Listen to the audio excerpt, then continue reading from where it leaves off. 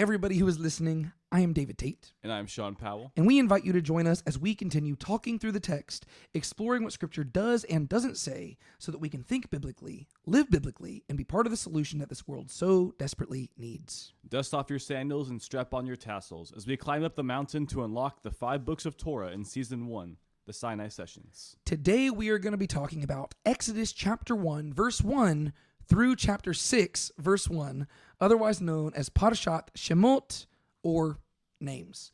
And yes, you heard that correctly. We are beginning the second book of the Bible today.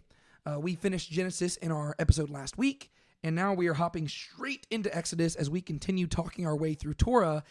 And I kind of laughed, I think Sean laughed as well, as I was announcing the verse numbers for this week, because it would be very satisfying if it was just Exodus 1 through 5.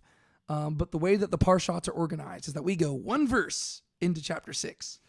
And so, Sean, how you doing today? I'm doing good. I'm looking forward to going through the second book. Yeah, I am too. And so let's just start things off. We're going to do things a bit differently today. Normally, we start things off with me having Sean do a 60-second or so recap of the last Parashat. And we are going to do that. But before we do that, we're going to give him an even greater challenge. And we are going to see if he can summarize the entire book of Genesis in roughly 60 seconds. You think you're up for the challenge? We'll try. We'll try? Okay. We'll see. You ready? Okay. 3, 2, 1, go. Okay, so we start the story off with God creating the heavens and the earth, and then he creates man, and he basically gives man this creation to rule over it. But man's sin screws it up, and God plans to fix this, right? And so over time, we see things get worse. Man gets more sinful. God decides that he's going to have to step in and do things himself. So he scatters man. He picks a guy named Abraham, and he's going to create a nation of his own. And so through the remainder of the book, we just basically see the patriarchs. And as they slowly are sojourning in the land of Israel, or it's not Israel yet, God is working with them to teach them to become people who are going to hear his voice. And by the end of the story, we have a guy named Joseph who rises to power in Egypt, and through that, he allows all of Israel to come down to Egypt, where they have a place to stay, and that's where that leaves us off. All right. How long do you think that was? Probably over a minute. 53 seconds. Really? Yes, you did it. You accomplished it really well. It wasn't the best summary, but it's all right. No, it was good. It's hard. There's Genesis is one of the most action-packed books in the Bible. There's so much that goes on. It's hard to summarize. Basically, the story of Genesis is the explanation of why Israel needs to exist, right? Yeah. So the opening chapters just lay the groundwork of the foundation of who God is, what his goal is with his creation, and what his intentions are for humanity. And those same chapters explain how we all screwed it up. And so the rest of the book, basically chapter 12 and onwards, basically just explains how God chose this created people who will eventually become the people of Israel, and he is going to use them to redeem and restore all things, right? They are not going to be the things that cause the redemption and restoration, but he is going to accomplish it through them, right? And so that kind of lays the groundwork for that. And the rest of Torah is going to just really establish who Israel is, right? And so there are certain themes that were really prevalent in Genesis that are going to be kind of sidelined for a little bit. And they're not going to be as prevalent as we go throughout the rest of Torah, but they're going to come back later on once we get into Joshua and Judges, and once you get into the history of the people, then those themes are going to really pop up again. I'm really thinking primarily about themes of the Messiah and stuff like that, to where we will see hints and foreshadowings of the Messiah in the rest of Torah, but it's not going to be you're not going to be tracking this promised line as much, because pretty much Exodus, Leviticus, Numbers, and Deuteronomy all take place over the course of about, 40 years after the first few chapters of today's section. The first few chapters of today's section covers about 80 years, but then pretty much the next 4 books of the Bible all take place over the course of 40 years.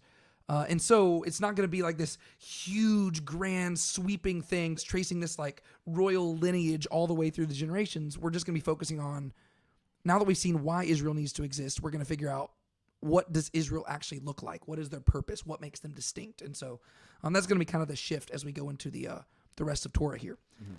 So you've summarized all of Genesis. Now I'm going to give you what is arguably a much easier task. I just want you to summarize the final parshat that we covered last week. So just the final section there. I think it was towards the end of chapter 47. Yeah. Through the end of chapter 50. Mm-hmm. All right, you ready? Okay. 3, 2, 1, go.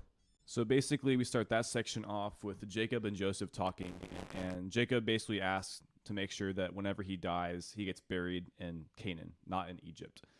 And then we go on, and before Jacob passes, he blesses Joseph's sons, and he blesses them, the younger over the older, which makes Joseph surprised. And then he gathers all the sons together and blesses all of them. And then basically Jacob passes, they mourn him, they go up to Canaan, bury him, and then they go back down. And then eventually Joseph also passes and they bury him, but they keep him in Egypt. Yeah. How long do you think that was? 49 seconds. 42 seconds. 42, okay. Yeah. Yeah, and so the way the book of Genesis ends is really focusing on the deaths of 2 generations, right? Jacob and Joseph. Jacob wants to be buried in the land of Canaan. Joseph says, you know what? Keep me in Egypt and don't bury me in Canaan until God brings you out of the land. And so the way the book ends is really a big cliffhanger to set up the book of Exodus, to where Genesis, we talked about this last week when we did our little retrospective at the end of the episode. But Genesis is a contained story, but the way it ends lets you know we are not at the end of the story. Yeah. God made a covenant that has not even come close to being fulfilled yet. He said that he was going to bless Abraham's seed, give them a land, and make them a great and mighty nation. We have seen them being blessed, but by the end of the story, they are still just a tiny family. If a 70-person family can be considered tiny. They're just a 70-person family, and they are not living in the land of Canaan. And so we know that we have a lot further to go in the story, but Genesis is kind of this self-contained unit that does work on its own as the origin of Israel. And now we're going into Exodus, and we are eventually going to get into the text itself, but I did want to begin today's episode by really just spending some time, and we're not going to spend too much time on it, but just establishing the context leading into it. And it's helpful that we just went through Genesis, so we have most of the context. But pretty much anytime we go into a new book of the Bible, I think it's very important for us to recalibrate ourselves and remember who is the audience that would have been receiving this, why do they need to hear it, what is the purpose of it. Because yes, we are going to read this from our modern perspective, but that is not the main perspective that matters. If we want to understand the text well, we have to read it through the eyes and ideally from the worldview of the people to whom it was originally given, right? And there's always going to be scholars and historians who debate about when the Torah was brought to completion. But for the sake of argument, let's just assume that the original audience of Torah is the people who the Torah presents itself as being written to. And so, Sean, can you just kind of give us a highlight of who we're dealing with, what the context is, and why this would have been important to them? Yeah, so we believe that the author of the Torah is Moses, and so this would have been, and obviously he passed before they entered the Promised Land, before they really entered into Canaan. And so the primary immediate audience would have been the Israelites during the wilderness wanderings. And we don't know, again, whether he wrote all this towards the end of his life or if this was something that was kind of written over time. And so the actual story basically is contemporary history with the people that it was written to. Because during Exodus through Deuteronomy, we're basically dealing with 2 generations. Basically the Exodus generation and the wilderness generation. Yeah. The people who died in the wilderness and the people who entered the Promised Land. And so depending on exactly, when he wrote what he did, it could be primarily intended for one or both.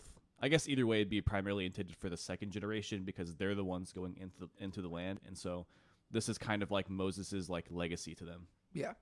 And so whenever we read any book of the Bible, we view all of it as ancient history because even the story of Jesus and the apostles in the New Testament, that's still almost 2,000 years old from our perspective. Yeah. Whereas the book of Genesis to the original audience of Torah would have been viewed as ancient history. But once you get to Exodus, it is no longer ancient history. Because whether Moses is writing, again, once you get to Deuteronomy and Numbers and stuff like that, that is very evidently being written at the end of the wilderness wanderings, because you wouldn't know that information until you're there. Yeah. Whereas Exodus and Leviticus could have been written earlier on. I think that they probably were written closer towards the end there. But regardless of when they were compiled, they are written to the people who are in the wilderness. Whether it's the first generation who came out of Egypt or the second generation who grew up in the wilderness, it is written to them. And so this is where the origin story of Genesis becomes very personal, because it is no longer stories from the ancient past. It is now contemporary history of what God is doing in their midst right then, right there. Whenever you get to the middle of the book of Exodus, or I guess the back half of the book of Exodus, for us, that's usually where, whenever people do their read through of the Bible in a year, they always stop about halfway through Exodus, because that's where all of a sudden it starts focusing on all these commands and instructions and details for building this tent. And people say, why is this important? Well, correct. From the perspective of a person living in Texas thousands of years later, some of this might not seem as relevant. Yeah. But if you are dwelling in the wilderness and you have been wondering what that huge tent is in the center of your camp, all of a sudden this becomes very significant. And if you're wondering how you're supposed to treat your slaves, how you're supposed to treat your masters, how you're supposed to treat your parents, there you go. That's what the commands are for. Yeah. And so we just have to keep in mind that the things that we view as being totally irrelevant would not, well, I need to clarify that in a second as well. But the things that we often deem as totally irrelevant would not have been irrelevant to the people at that time period, right? Yeah. They would have been extremely relevant, because it is the fabric of like what makes their civilization work, right? If Genesis tells us the origins of Israel and why it needed to existed, Exodus begins telling us what Israel exists to be. And nobody needs to know that more than the people who grew up in Egypt, who have suddenly been introduced to this God who says that he is their God, and he says that they are going to be his holy people, and they're trying to figure out, what does that even mean? And so Exodus is going to begin answering that, which then leads to the question of what I kind of said a second ago. We often deem this as being totally irrelevant to us. But this is where we have to consider the grand meta-narrative of the story. Why does God pick Israel? Right? God does not pick Israel because they're simply his favorite. He does not pick them because he does not love everybody else. He picks them to accomplish a very specific purpose in his divine plan of redemption and restoration. We saw that in Genesis. And so following their story is still extremely relevant to us, even to this day. And so all because we do not consider ourselves to be under Torah, and all because we do not think that it is necessary for us to follow these commands exactly the way that they followed them, and all because I am not planning on going and building a perfect scale replica of the Ark of the Covenant. Well, I mean, I might one day. That'd be kind of cool. All because I'm not planning on doing those things doesn't mean it's irrelevant. We have to figure out, why did God give these instructions to them in the first place? And how did these instructions contribute to the purpose that he had given them as a nation? And so that's what we're going to have to wrestle through as we work through this book, because we're trying to figure out, even in these instructions and in these commands and in all the stuff that, like the board floor plans and stuff like that, we have to figure out, why is this important to God? And what does it communicate about his intentions with humanity? Yeah, I think it probably also goes without saying. We often say that God is an unchanging God with a will that doesn't change, despite the fact that we oftentimes kind of, whether we say it or not, we oftentimes kind of separate like Old Testament, New Testament God. So if we believe it's the same God, from cover to cover, it's probably also worth realizing that if there's something to be said in these chapters about what God's plans are for us and what he values, those are going to have just as much value for us as it would be for a Hebrew. Yeah. Well, and that's the whole reason we started this podcast, right? We wanted to start with Torah because so often people fail to understand how crucial understanding Torah is to understanding the rest of Scripture, right? I mean, I think that sometimes there's this Christian tendency to be kind of snobbish towards Jewish people and think, oh, y'all just still focus on the Torah too much. No, you're supposed to focus on the Torah, right? I think that the way we relate to Torah is different than how most Jewish people view it, but it is extremely important. It is the foundation. You can't just say, oh, Adam and Eve is important to us, but Moses isn't. Yeah. No, it's all important. And you're never going to fully understand what Jesus accomplished, what Jesus said, unless you understand this, because Torah provides the background and the vocabulary which Jesus employed in his ministry. And so if you're reading the Gospels and you're totally ignorant of Torah, you're just not going to get what he's saying. And so it really is super important. Yeah. And so just big picture here, if Genesis is telling us how God's plans for creation became laser focused on this family of Jacob, on the family of Abraham, Isaac, and Jacob, the story of Exodus is the story of how that family became a nation, right? That's really what the story is. And you might think that that story is summarized in chapter 1 because we're going to see that they were fruitful and multiplied and they became great, but they're not a nation yet. They're going to be a dynasty of slaves, and they're going to be living in slavery. And so really the grand story of Exodus is how they go from being slaves to Pharaoh in Egypt to being slaves to God in the wilderness. And there's going to be this verse that's repeated again and again and again throughout Exodus that really lays out the structural layout of the whole book. Moses and Aaron are going to go before Pharaoh, and they're going to say, "Let my people go, that they may serve me in the wilderness." And that really is the layout of the book. Chapters 1 through 15 that is God helping the people get out of Egypt, right? That is him setting them free from Egypt. Let my people go.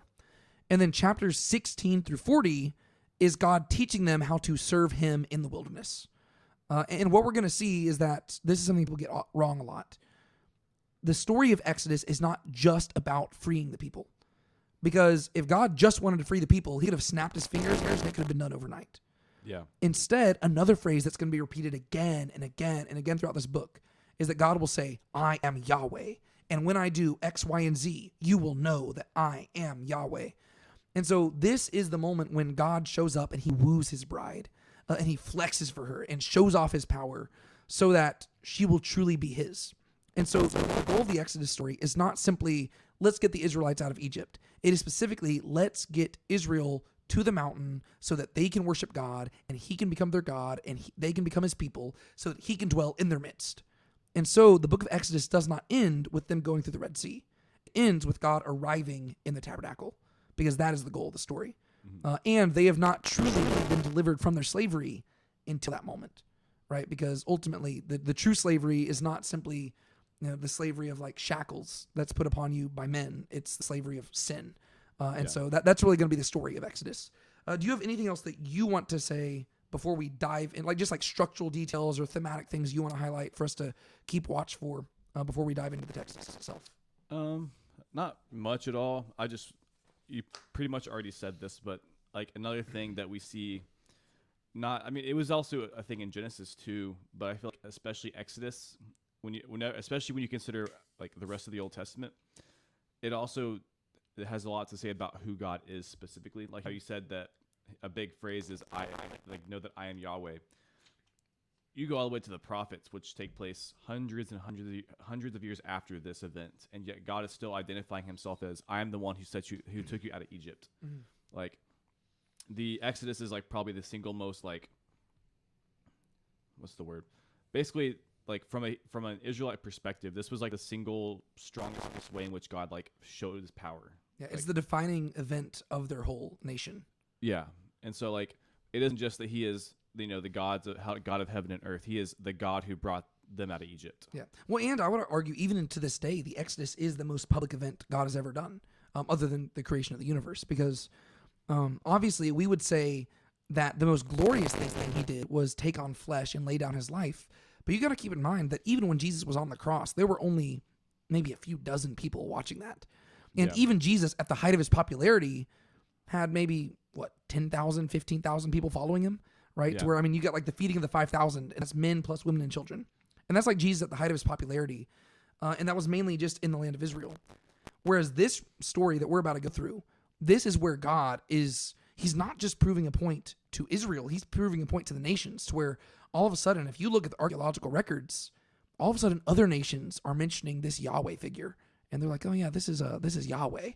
To where it's just like something where they're aware of him now. He is now introduced on the scene, no longer as a private God who shows up to Abraham and says, hey, I'm going to make a nation of you. He is the one who shows, no, I am who I am. I am the one who is in charge of all things. And so, yeah, cool. Well, You ready to hop into it? Let's do it. Sweet. All right, well, I guess we're just going to walk through it the same way we did in Genesis. And so, Sean, would you like to recap for us what really goes down in Exodus chapter 1? Yeah. So basically, it's a pretty short chapter, but it recaps, the people who came into Egypt, Jacob and his sons. And then it says, how they multiplied, they grew, great. And then basically the Egyptians Pharaoh gets worried that they're getting too strong. And so they go to the midwives and basically ask them to, kill the sons and keep the daughters alive. Yeah. Yeah. And so basically there's really three waves of things that the Pharaoh does here. Right. And so just at the beginning, it's worth highlighting. You already said this, but it says that while Israel was down there, they became fruitful and they multiplied and they became great. Yeah. And that language should ring some alarm bells in our heads because that all goes straight back to Genesis, specifically Genesis chapter 1, right? Genesis chapters 8 and 9. Genesis chapters, I want to say somewhere where God's talking to Abraham. I think it's chapter 17.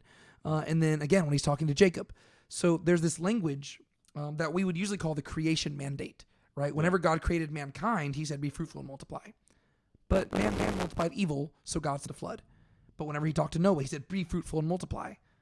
But man multiplied evil, and so he ended up dispersing them.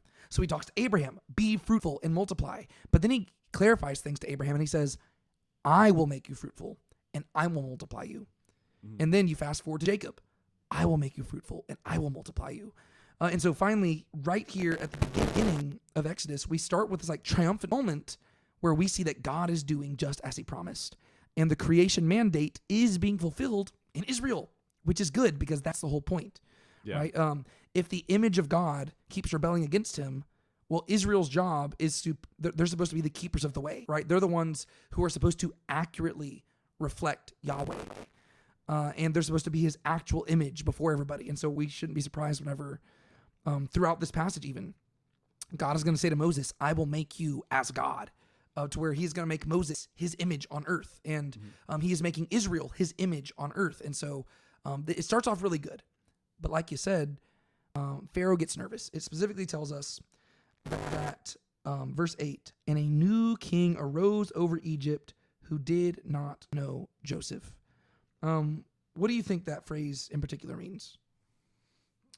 The who did not know Joseph? Yeah, and this isn't like a trick question or anything, but yeah. Well, it seems like it's probably just like someone who was maybe born after he died, or just like they I guess they just would not have known who he was. Yeah, so at the very least, it means either total ignorance of who Joseph was, or more, I guess, symbolically, or to lessen the literality of it, somebody who just didn't appreciate what Joseph did, right? So it doesn't necessarily mean that he had no idea who Joseph was. At the very least, it's that he did not have as high a regard for Joseph as previous generations did, right? And so whichever one of those it is, a new king's in charge, and he does not view these Hebrews as their saviors. He views them as a potential threat. Yeah. And so you do have this irony that the very system that Joseph created, which was a good thing to save his people, is now going to be twisted and used for evil in order to enslave the people. Yeah. And so it's like this. So it was used for salvation, but now it's being used to enslave. And I think that one thing I just want to highlight here, because this is a theme to watch for throughout the rest of Scripture, is that time and time again through Scripture, we are going to see that humans, whenever they create things, it isn't uncommon for them to become victims of their own creation. And that doesn't mean that what they created is bad. It just highlights a flaw in humans that sets us apart from God, right? To where God, he is always in charge of everything. And he does not create anything that one-ups him. Yeah. Whereas humans, we constantly do that, right? Joseph created a good thing, right? He was consolidating power for Pharaoh. He was being a good steward, a good servant. But now, a few generations later, that same system where he made Pharaoh have all the power in the land is now being used to subjugate his own people, right? And so there's that twist. And we're going to see this a whole lot in the book of Daniel, right? To where every single time a king of Babylon or a king of Persia says anything, it always comes to bite them in the butt, because they'll lay down this law and it will always backfire. And I think that just highlights something true about just us humans, to where, Yeah. I don't know, like whenever we create things, it's the question of, we always ask whether or not we could. We never stop and ask whether or not we should. And I mean, all you have to do is look at our current society and see there are a lot of things that we have created, and we are becoming victims of our own creation. And so I just like to highlight that, because that's a theme that seems to show up a lot in Scripture. And if anything, it seems like it's a warning against us to just check ourselves before we wreck ourselves. Because one thing is that usually the consistent thing that leads to this is human pride. And it's this human desire, like it's ambition fused together with pride, and it ultimately results in us creating things that end up hurting us in the end. Yeah. And I think that our modern societies reflect that really well. So there's three things that Pharaoh does, right? The first thing that he does is he enslaves the people. But then we read in verse 12, but the more that they afflicted them, the more they multiplied, and the more they spread out, so that they were in dread of the sons of Israel. So that didn't work out. It turns out that whenever you enslave people, your whole goal is to give them no free time to throw together an army, but now they just end up focusing on their families, and they end up repopulating. And so that backfired. Second thing he does, he turns to the midwives. It seems like there were only a handful of midwives who were in charge of this. He says, hey, whenever the Hebrew women have children, just take the kids out and make it look like they had a miscarriage, right? So he's trying to be a little bit subversive here, to where not everybody has to know what's going on. He's just saying, hey, just do me a solid and take the Hebrew boys out. But the midwives refuse to do this. And they say, how could we do something like that? And it says that they feared God. And so God ends up rewarding them, and they end up having big households because God honors them. And this is going to be a theme that's going to come up later on in our discussion. But this is like the idea of like righteous Gentiles who are helping out the Jewish people. I guess Jewish is a anachronistic term to use right here. Righteous Gentiles helping out the Hebrew people and serving them in such a way and being rewarded by God for it. That's just going to come up later on in the story. And so finally, in the final verse, Pharaoh just says, okay, none of this is working. I tried to enslave them. I tried to do things subtly. I'm just going to be outright with it. And it says, Pharaoh commanded all his people, every son who is born you are to cast into the Nile, and every daughter you are to keep alive. And so it just becomes a blanket command to everybody, kill all the boys. So what do you think of Pharaoh? What do you think of this story? What are some things you want to highlight? One thing that stuck out to me was specifically in verse 10, the way it's worded. It kind of reminds me of a couple different Genesis stories. Mm-hmm. I guess most explicitly, it reminds me of Genesis, I guess it'd be 3 at the end, when God is talking about he says, now man's taken of the fruit. And so he says, now lest he take the fruit of life, also let's cast him out. So it's like God's acting to kind of limit, man's sin. Fast forward Genesis 6, there is this like multiplying of this, these people on the earth that are violent. The wording isn't as the same here, but like there is this like God floods the earth in order to like limit the violence and the sin on the earth. And then you get to Babel, same thing, where they're building this tower, and God says, "Come, like let us scatter them, lest they, I forget the exact wording there, but he's again limiting man's sin." This is almost like a reversal to where Pharaoh is looking at the people populating the earth, and he's saying, if we don't put a stop to this, basically nothing that they purpose to do, will, and so he puts a limit on that. And so, he tries to, the approach is a bit different, though I guess at the end you could say it is almost like a reverse flood, to where like he is like casting the people in the river, trying to like flood. Well, it is going to be like that, because the way that one of them is going to be saved is by being placed in an ark. That's so true. It like that, the language you're picking up there is very intentional, to where specifically I was highlighting that too. Verses like 9 and 10, I guess. It really calls back to those 3 false stories in Genesis. And what we're going to see is that Exodus 1 and 2 have a lot of callbacks to those early chapters in Genesis, because, and I kind of highlighted this in our retrospective at the end of last week's episode, but Genesis, while it is its own historical story, the way that Moses presents the story and structures the story is in a way that foreshadows the rest of the history of Israel.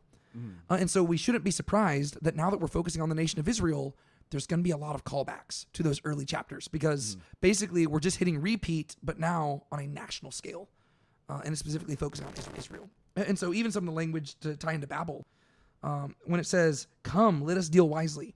The word for come there is the same word that God used when he says, come, let us go down. Yeah. And let's look. And God, like the people in Babel, they had gotten bricks and mortar to build upwards, whereas Pharaoh is the one putting them in charge of bricks and mortar to make them slaves. And the whole reason Pharaoh is doing this is because he is wanting to make a name for himself, and he is wanting to work against the people who God is trying to make a name for. And so Pharaoh is doing the same thing they were doing in Babel. And so if you've read Genesis, you already know how this story is going to end, because the people in Babel thought that they were hot stuff. And in the end, all God had to do was just disperse them. It's almost like Babel's revenge right here or something. Kind of. Yeah. And so when you get to this, you're like, okay, this story is not going to go well for Pharaoh. But instead of it just being narrated over the course of like 1 or 2 verses, it's going to be several chapters where we're going to just zoom in and we're going to see how God takes down Pharaoh. And then again, by the end of the chapter, you also have Pharaoh once more standing in the place of God. Because with God, you had him sending a flood upon the earth to drown people. And now Pharaoh is the one telling other people to throw innocent babies into the water to drown them. And so you have Pharaoh and God. They're both functioning the same way, but they're doing it for vastly different reasons. And it just establishes a villain right off the beginning. Like from the get-go, you realize, okay, this is not a guy we're supposed to support. Yeah. And so that is pretty significant. Whenever you get to the midwives story, one thing I wanted to highlight is just the repetition of a certain word that it was a very prevalent word in Genesis. And as we go through the rest of Scripture, it's going to be increasingly less prevalent. But that is the Hebrew verb yalad, which means to beget, or it'll usually be translated as to be born or to father. And so in English translations, there's not a really smooth way to translate it consistently. But I did want to I was going to read my translation of this. Okay.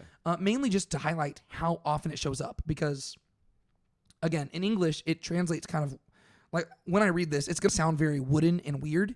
But the word is just again and again, to where it's intentionally calling back to Genesis, because arguably, if you're just so whenever I'm trying to figure out what words are themes in certain books, I look for which words are repeated a lot. But the issue is some words are just repeated in a lot of the books.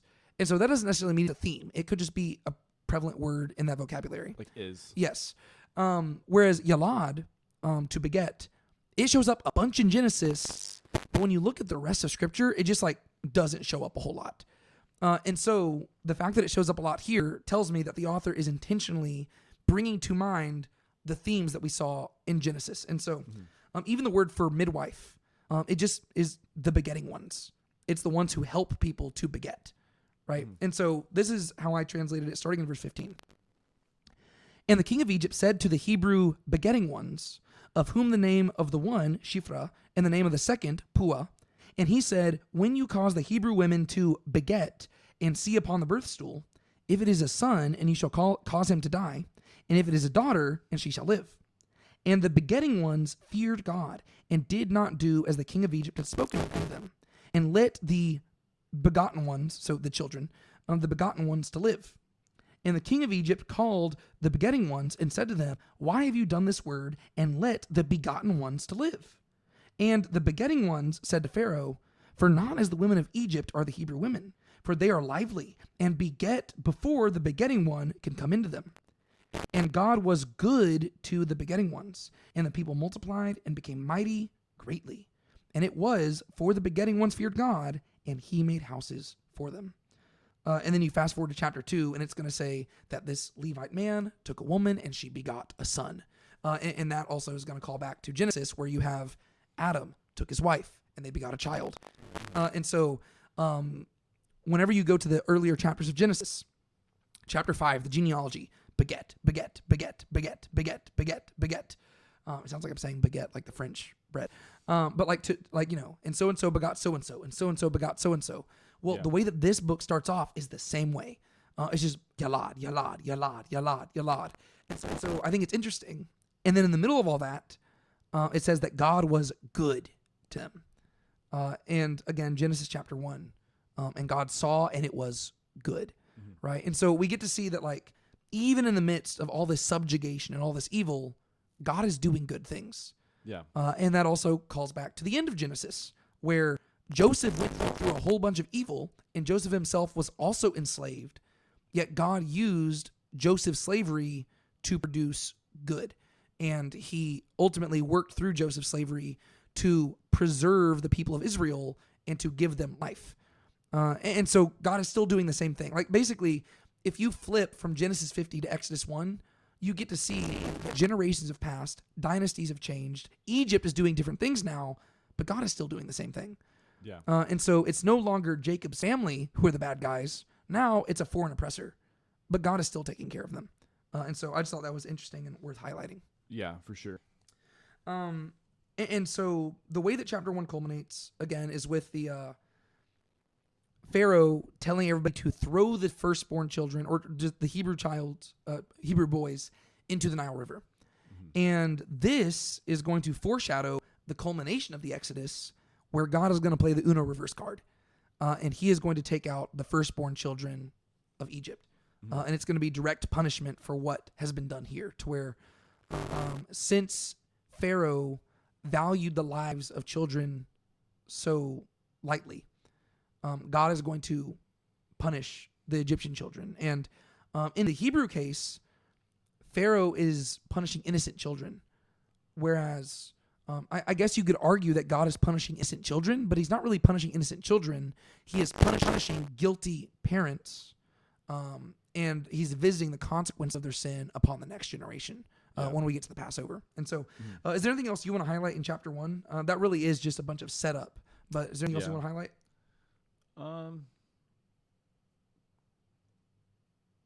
Not really. There was the phrase, "Why have you done this thing?" that popped up again, like the whole phrase of betrayal, basically. Oh yes, whenever he's talking to the midwives. Yeah, but I guess I didn't have much to say about it. Yeah, it's just a phrase that we see showing up quite a few times, just throughout Scripture. Whenever you feel betrayed, and Pharaoh feels betrayed by the midwives, and I think it's interesting that they lie about it, right? To where they just outright just tell them, like, oh no, these women, man, they just pop these suckers out, like we can't even get to them in time. Whereas that's not what the text says, right? It's like, well, no, they were just not wanting to kill the kids, but you can understand like why they lie like this and stuff. So, I think that there's probably some people who would take a less nuanced approach to it and say, oh wow, these women shouldn't have lied. They were just, fighting for their own lives, and they were afraid to tell the truth. Whereas I think realistically, they recognize that if they told the truth, they would lose their lives. But then Pharaoh would probably just employ other midwives who are more willing to do the job. You know what I mean? And so this is one of those places where I think that the lie would be justified. To where I have seen people say, oh, they should not have lied here. That was an act of cowardice. I don't think so. I think that they were being wise and shrewd. And I think that they realized, if we lie about this, then Pharaoh will employ midwives who will kill the babies. And so, I mean, the very next verse, so God was good to the midwives. So I don't think that it's pretty clear that he honors them. I agree. But this is where I mainly wanted to highlight that, because this is where sometimes people will miss out on the heart of God's commands. And they'll say, well, we know that lying is bad, and therefore all instances of lying at any time are bad. No, that's not the case. Right? There's nuance to these. In this case, they lied, but they lied to protect a life. Yeah. And God recognizes that, if you're protecting a life, like we don't want to turn God, and we sometimes just turn him into this tyrant who does not have a personality or a heart. He just gives these rules that have no reason behind them. That's not who God is. Like, the God of Scripture is a God who he's personal, and he cares, and he has these values and stuff. And so you have to know his heart in order to figure out, okay, well, there are times murder is bad, but if God tells you, like the Israelites, to go in and murder, well, then it would actually be bad to not go do it, and so that's just something that we have to keep in mind as we read through this.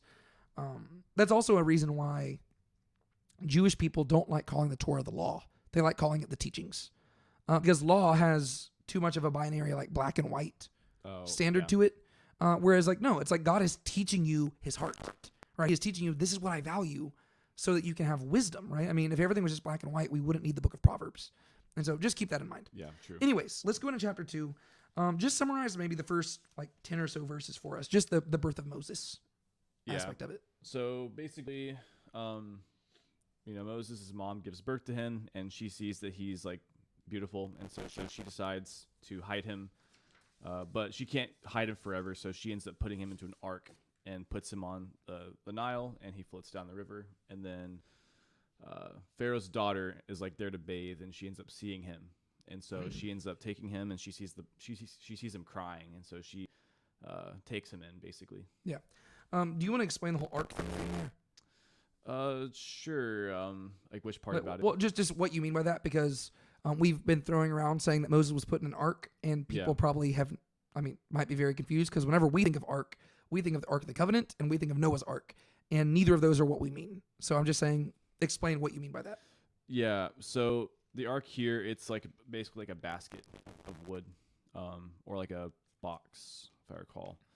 I'm trying to remember. So I remember we had this conversation. There was like two different words, and the word here is it this? It's not the same as the Ark of the Covenant. This is not the same as the Ark of the Covenant. So this is the same one as the Noah's Ark, right? Yes, and so the Hebrew word is the word teba, and teba shows up 28 times in the entire Bible. 26 times are in Genesis chapters 6 through 9. 2 times are in this passage right here. And so the only time that this word ever shows up is in regards to Noah and the flood, and then Moses being delivered through the Nile River. The word for Ark of the Covenant later on is a totally different word. Yeah. And that's why, for me, like in my translation, I didn't even translate Teba as ark at all. I translate Teba as box, because that more consistently gets across what we're dealing with here. Whenever you read the Noah and the flood story, you're not supposed to be thinking of a boat. You're supposed to be thinking of a box that floats. It's not like Noah and his family are like navigating the seas. Yeah. They're not doing that. They're just floating, and God is preserving them. And in the same way, that's what's going on here. And so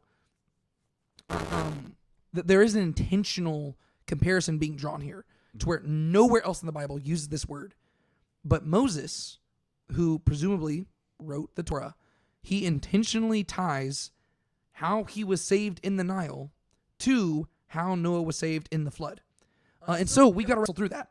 But before we even get to that, I want to highlight language just at the very beginning of this. So you were talking about how it said that she saw that the child was beautiful, but the word there is literally the Hebrew word tov, which is good.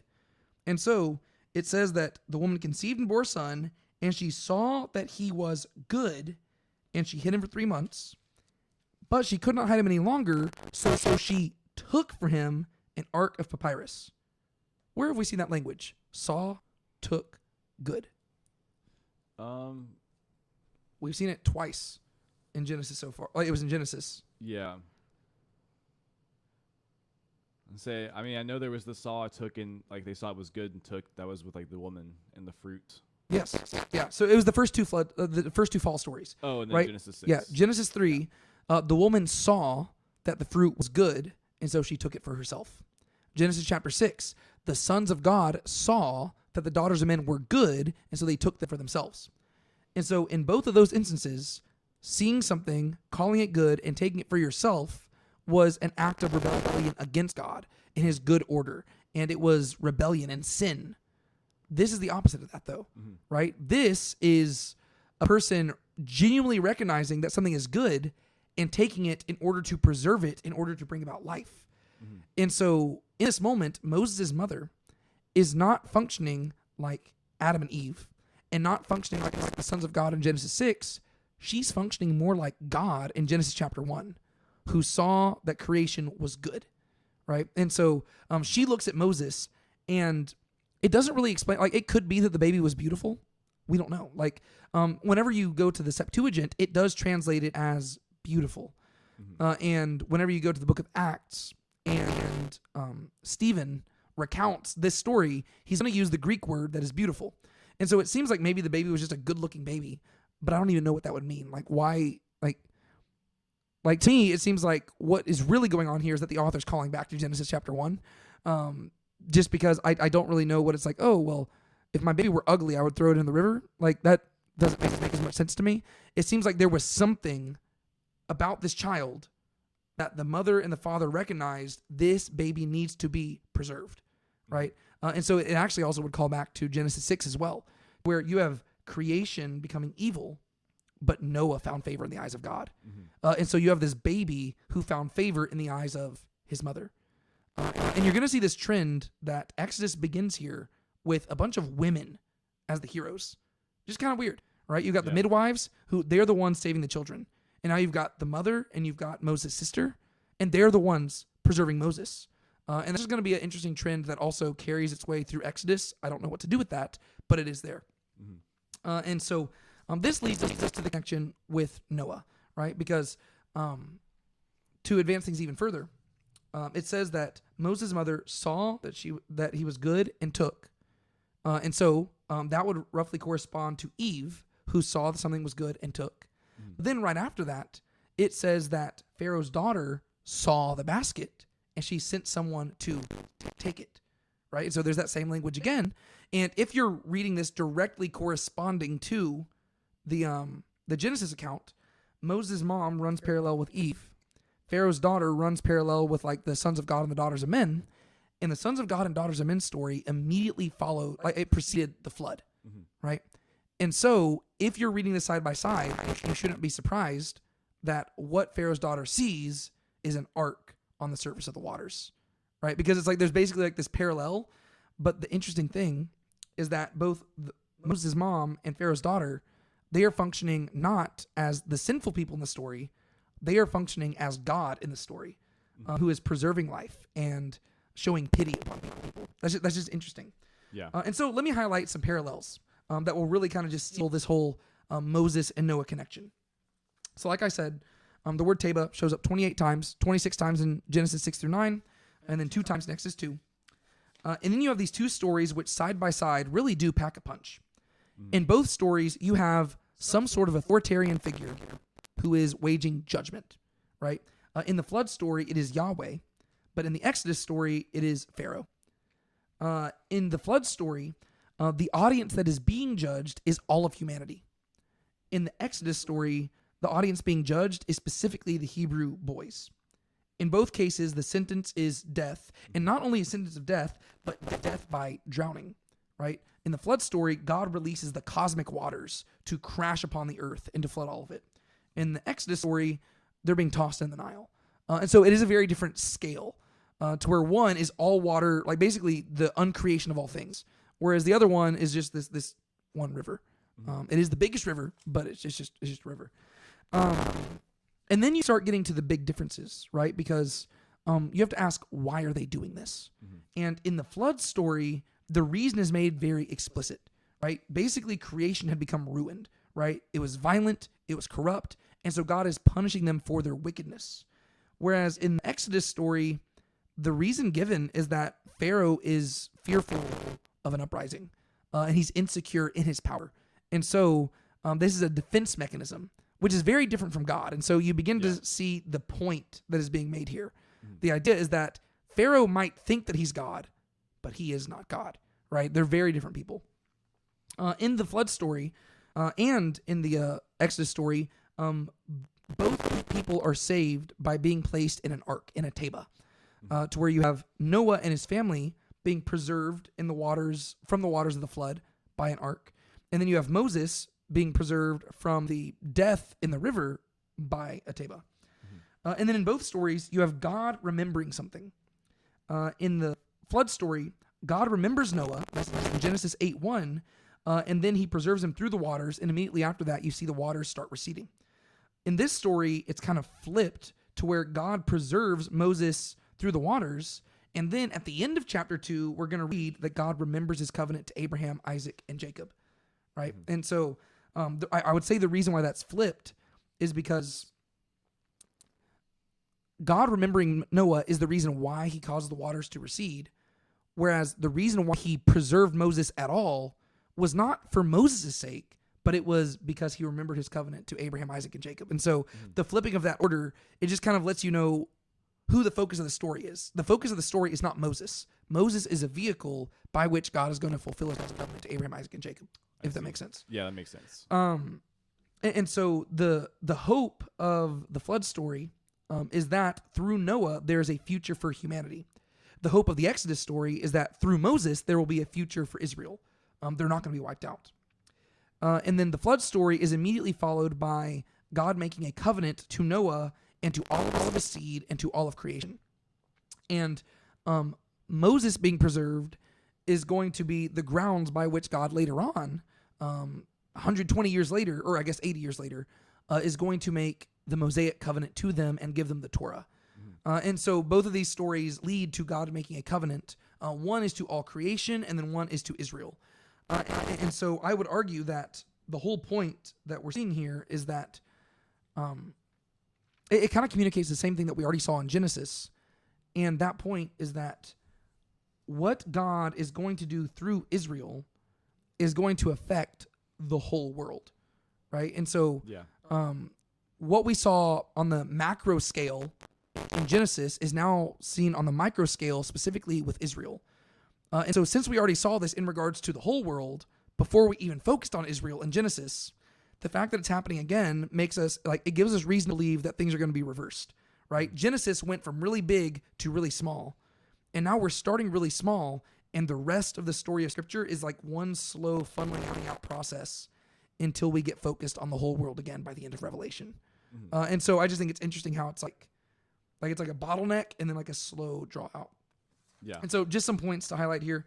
Whenever you're comparing and contrasting the stories, Pharaoh places himself in the place of God, yet there are notable differences. For one, God judges the guilty on account of their wickedness, but Pharaoh judges the innocent on account of his own insecurity. God is just, distinguishing between the righteous and the wicked. That's why he spares Noah and his family. Whereas Pharaoh is unjust, making no distinction, but calling for total annihilation. And all of them are innocent because they're just babies. Yeah. God controls the waters. And so throughout the story in the flood, we read he's bringing the waters, he's restraining the waters, he's withdrawing the waters, he's causing them to recede. Whereas Pharaoh does not control the waters. And the grand irony of the entire story here is that the vehicle, which like the water is the vehicle into which, by which Pharaoh is enacting his judgment, but it also happens to be the vehicle by which Pharaoh will bring about his own destruction. Because that very water is going to carry the Hebrew deliverer to the footsteps of his own daughter's house. So he ends up bringing about his own undoing in the very waters of so it's, the contrast is very intentional because God is in control of the waters. Pharaoh is not. And in the ancient world, nobody can control the waters. Yeah. But God can. And so even whenever Pharaoh thinks he's in charge of the waters and he thinks that he is the God of Egypt and he thinks that the Nile is under his control, no, it's not. Even when he's trying to kill the babies, one baby it shows up right at his doorstep. Yeah, and that really culminates when they cross the Red Sea. Yes. Yeah, to where it's just they just walk on through as if it's dry ground. God intentionally preserves a faithful remnant, preserving, protecting, and providing for Noah and his family, whereas Pharaoh unintentionally preserves an enemy, financing and raising the one who will overthrow him. Yeah. So by the end of the story, I love this part. Not only is Moses alive, but his own mother is being hired by Pharaoh's daughter to nurse and take care of him. So not only has she saved her child's life, but she's being paid to take care of her child. I love that. And not only being paid by the very people who wanted to kill him. That is such a great story. Yeah. And so God's plan succeeds even when everything seems to be failing. And that's in Genesis chapter 6-9. The world is corrupt, yet God has a way to work it out. Whereas Pharaoh's plan fails even when everything seems to be succeeding. And so that's how you can contrast Pharaoh and God. But if you're looking at Moses and Noah, basically Noah emerges from the ark to begin a new world, whereas Moses emerged from the ark to create a new nation. And so both people were preserved from certain death in order to deliver people. And again, like I highlighted earlier, this serves as a not so subtle reminder that Israel foreshadows what God intends to do for all. And so when we read this Moses story right here, we need to keep in mind that this is simply foreshadowing a greater story, right? And if you read Genesis and Exodus side by side, you already get that impression, right? Yeah. If Israel is going to deliver people, well, then this thing that's happening with Moses is just foreshadowing a greater deliverer that's going to show up later on to do what Moses did for Israel, but for all the nations, right? And this would be the person that we would call the Messiah. And so we should not be shocked whenever a little further down the road, a lot further down the road, at the beginning of the New Testament, we see another baby being hunted down by a tyrant king, only to be preserved by a family and to grow up in obscurity and then return to deliver the people from bondage, right? And that's going to be the Messiah. And so what Jesus experiences at the beginning of his life is going to directly mirror what Moses went through at the beginning of his. And if that weren't enough, all the things that Moses goes through in these 2 chapters is going to directly foreshadow, or I guess really these 4 chapters, is going to directly foreshadow what Israel's going to go through in the rest of Torah, right? Where you've got people being hunted to be killed, them being preserved through water, going out into the wilderness and being called by God at the mountain. That's Moses' story, but it's also the story of the people of Israel. And so I just want to highlight that. Like, that's why it's significant that you got to pay attention to those words like that. Whenever the word ark shows up in both places, pay attention to it because it's important. Anyways, is there anything else you wanted to highlight in regards to that part in chapter 2? There was something. It's nothing big at all. It's just a phrase, but I wanted to see if it was repeated where I was thinking it might be.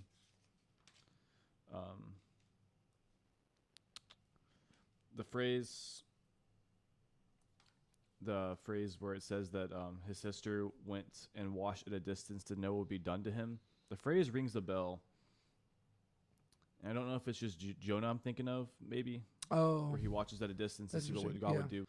But I was trying to think. I was thinking for a second maybe it was Abraham with Sodom and Gomorrah. Yeah. But I don't think that's the same phrase. That does remind me of something, though. Standing from a distance, that phrase only shows up a few times. But specifically to see what would be done. Yeah, I'm not sure. I don't know if it'd have a significance anyways, but it was a phrase that stuck out to me. Yeah. Anyways, well, one question I do have for you.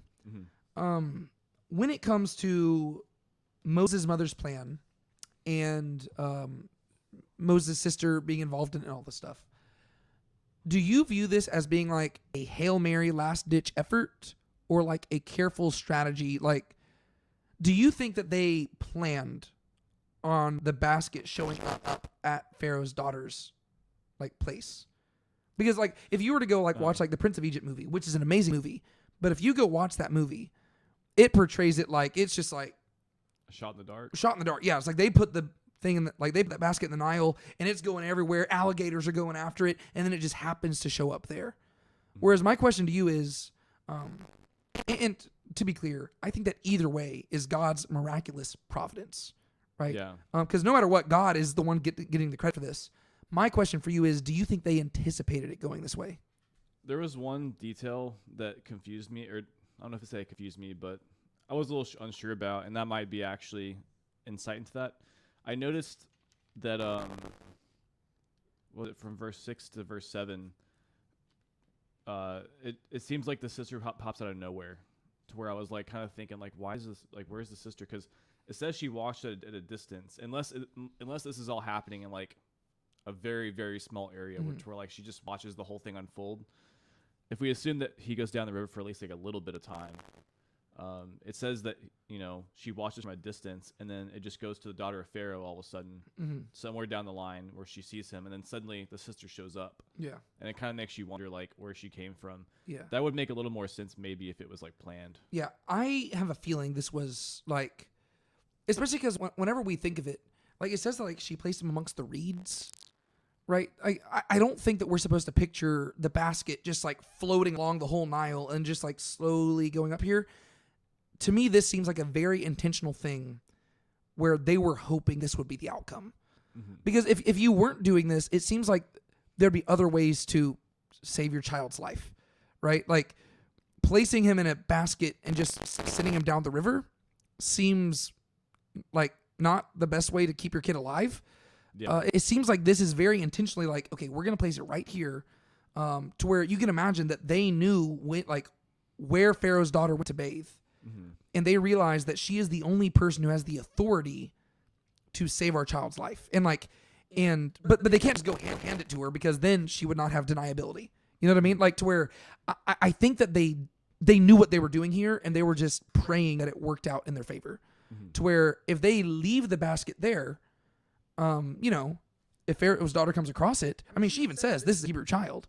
But the thing is, it wasn't like, there's no direct confirmation of that. They didn't have Ancestry.com back then, right? And so she looks at the child. She can easily claim, the gods have provided me with a child, right? And he has been born of the river. And so I wouldn't be surprised if Pharaoh's daughter knows exactly what's going on here, right? To where whenever all of a sudden she finds this Hebrew child, and then a young Hebrew girl comes up and says, wow, do you need somebody to nurse that child? She's like, I can go get somebody. She's like, sure. I have a sneaking suspicion that Pharaoh's daughter knows exactly what's going on, right? She probably realizes, okay, this is his sister. The person I'm going to hire is the mom. And like, I think that she probably knows exactly what's going on. It's just like, they're not saying it, you know? Yeah. That's kind of what I get the impression of, to where it's like, they just realize, I don't know. I mean, I know that the Egyptians are supposed to be the bad guys in the story, but one thing that scripture consistently does is it shows us the compassion of even the bad guys. Yeah. And so Pharaoh's daughter in this moment, she has compassion, and she looks, she's like, this is a Hebrew child. Like, this is a child that has a mom who does not want her child to be killed. And I have the opportunity to preserve this child's life. And you know what? I might even have an opportunity to make this woman's life better. And so I'm going to hire her to take care of her own child. Like, yeah. But the thing is, that doesn't have to be like on the record, right? Like they could have gone their entire lives never acknowledging the fact that, like, you know, it's just in their eyes, you know, like they're having a conversation in their eyes, but not with their speech, to where I just feel like it's not I don't know, the way that it's often depicted is more of like a Hail Mary long shot, whereas I don't know what their goal would have been there. It seems to me, no, this was a calculated thing. And this is almost like the whole thing we talked about, where like God deals with the crafty in a crafty way. It's almost like they're fighting Pharaoh with like his they're fighting Pharaoh's craftiness with their own craftiness, basically. Yeah, no, I can see that. And I don't want to get into this stuff a lot because there's a lot of debate around this, but if you go into the area, like in Egypt, where the Israelites would have been living at this time period, there's like palace complexes and stuff like that, to where I think even some people believe, and again, I don't want to get into all of it because there's just like debate, and I'm not confident enough about it to talk too authoritatively, but there are many people who believe that the Levites in particular had it better off in Egypt than a lot of the other Israelites. And some people even make that argument from certain details in Scripture, to where they would argue that the Levites might have been like of the slaves, they were like the royal stewards in households, to where they might have had a working relationship with like most people, like you were kind of pointing out earlier, they can't just like stroll up to Pharaoh's daughter. And so it seems like they must have been servants in the household who they knew each other already, right? They had a working relationship here. To where it just like I don't know, like it would make sense if there's already Levites and they already know the palace complex and they know the schedule of Pharaoh's daughter coming out. Okay, like let's put the child here, and it's still an act of faith, because this could have gone the opposite direction, and they could have said, "Hey, here's a child to slaughter," and Pharaoh's daughter could have easily just like flipped the basket over and let the child sink. That could have happened, but by faith they said, "Okay, we're going to put this here," and so I don't know. I find that very interesting, and I just want to highlight it. Yeah. Last thing to highlight here before we move on is just Moses' name, because it says, "And the child grew, and she brought him to Pharaoh's daughter, and he became her son, and she named him Moses," in Hebrew it's Moshe, "and said, because I drew him out of the water." In the Hebrew word for to draw is mashah. And so the implication is that Moses means to draw out.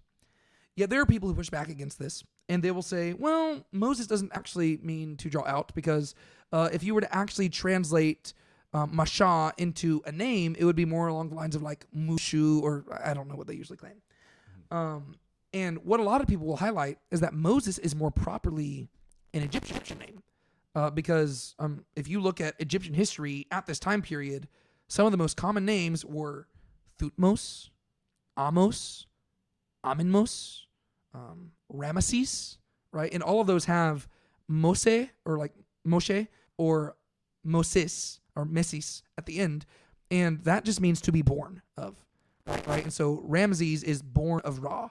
Thutmose is born of Thoth. Amun, or what was it? Oh, Amos is, I think, born of, I don't know, but Amenmos is born of Amun, right? And so there's all these different names. Is Amos born of Ah? That doesn't make sense. I don't know. I'm like blanking right now. Yeah. But all of these names, they have that root to it. And so some people point out, well, if this story is legit, Moses is probably more so an Egyptian name, not a Hebrew name. And so it more likely means to be born of something rather than to, like to be drawn from something. Whereas I would argue that both of those have a very similar connotation, right? To be drawn from something and to be born from something are, I mean, if you're born from your mom, I don't know, it's kind of the same connotation. But earlier, before we actually started filming this, I kind of went on a little rant about my frustration with some people in regards to this. Would you like to summarize what I was talking about? Sure. I wrote a bit of Tate as well as you did, but the thing with names is that they're not always intended to be a literal translation of, like, whenever we say, that Moses, like, they named him Moses because he was drawn out of the water. It's not like they took a grammar book out and said, okay, we have to take the exact grammatical form of this word to make this work. Like, it's more a pun what's going on. So, like, the word sounds like to draw out of in some form or another. And that's just kind of how all names, like, most names aren't literal translations of a word. Yeah.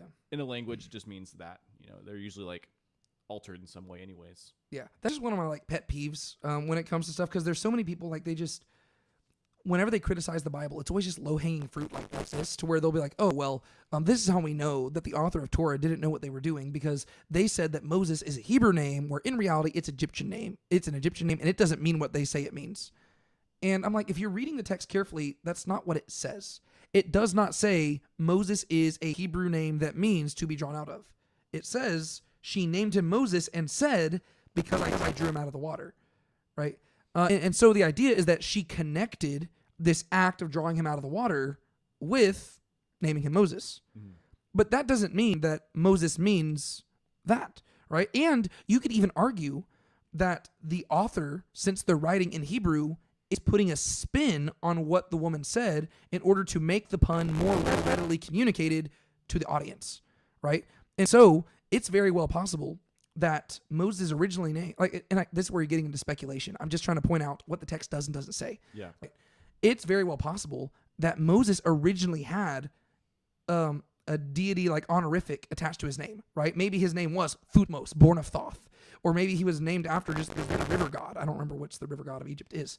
Mm-hmm. But maybe he originally had that name and he was born of the river. But if you simply, like, if you're writing in Hebrew and you say that, the pun won't come across. But there's another pun that does capture the same thing. And so, he was drawn from the water. Like, it just annoys me because people do that a lot. They'll do that with an Esau as well, to where the name Esau does not literally mean hairy. It more so means along the lines of, like, to be done or to make or something like that.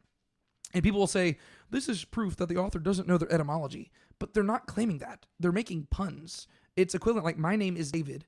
And it's equivalent to saying, oh, well, his parents thought he would be born in the night, but he was born in the day. And so they called him David. They're not saying that the name David is etymologically linked to the concept of daytime. They're just saying it sounds like it, right? And so, like, that's just something where it annoys me because people will use that as arguments against, like, the authority of the Bible. I'm like, guys, like, there are other arguments you can make that are more legitimate. That's just like a stupid one. It's just like a pet peeve because I'm like, guys, like, it's the whole point. Like, it doesn't matter. Like, sure, maybe it is an Egyptian name. If anything, that would make more sense, right? That would actually argue in favor of the historicity of it. Like, if they said that she named him something that was not in any ways at all Egyptian, then we'd be like, that's curious. But isn't it weird that in this story, they say that this woman gave him a Hebrew name, and now people are saying, no, it's Egyptian. That's how we know it's not historical. I'd say, well, if anything, you're arguing in favor of the historicity because you're saying, no, this Egyptian woman gave the child an Egyptian name, not a Hebrew name. Okay, cool. But this person's writing to Hebrews. And so it makes sense for them to explain it in Hebrew. Like, I don't know. Like, it's like, if anything, it argues in favor of it, because what you have is you have a guy who is born of two cultures, to where his name is Egyptian and Hebrew. And the question becomes, which name will he live true to, right? Will he be an Egyptian or will he be a Hebrew? And that really is kind of like the driving question into the back half of chapter 2. So would you like to summarize what happens there? Yeah. So basically, in a couple short verses, Moses just grows up. And then he sees an Egyptian and a Hebrew struggling. He says the Egyptian is striking the Hebrew. So he strikes him down and buries him in the sand.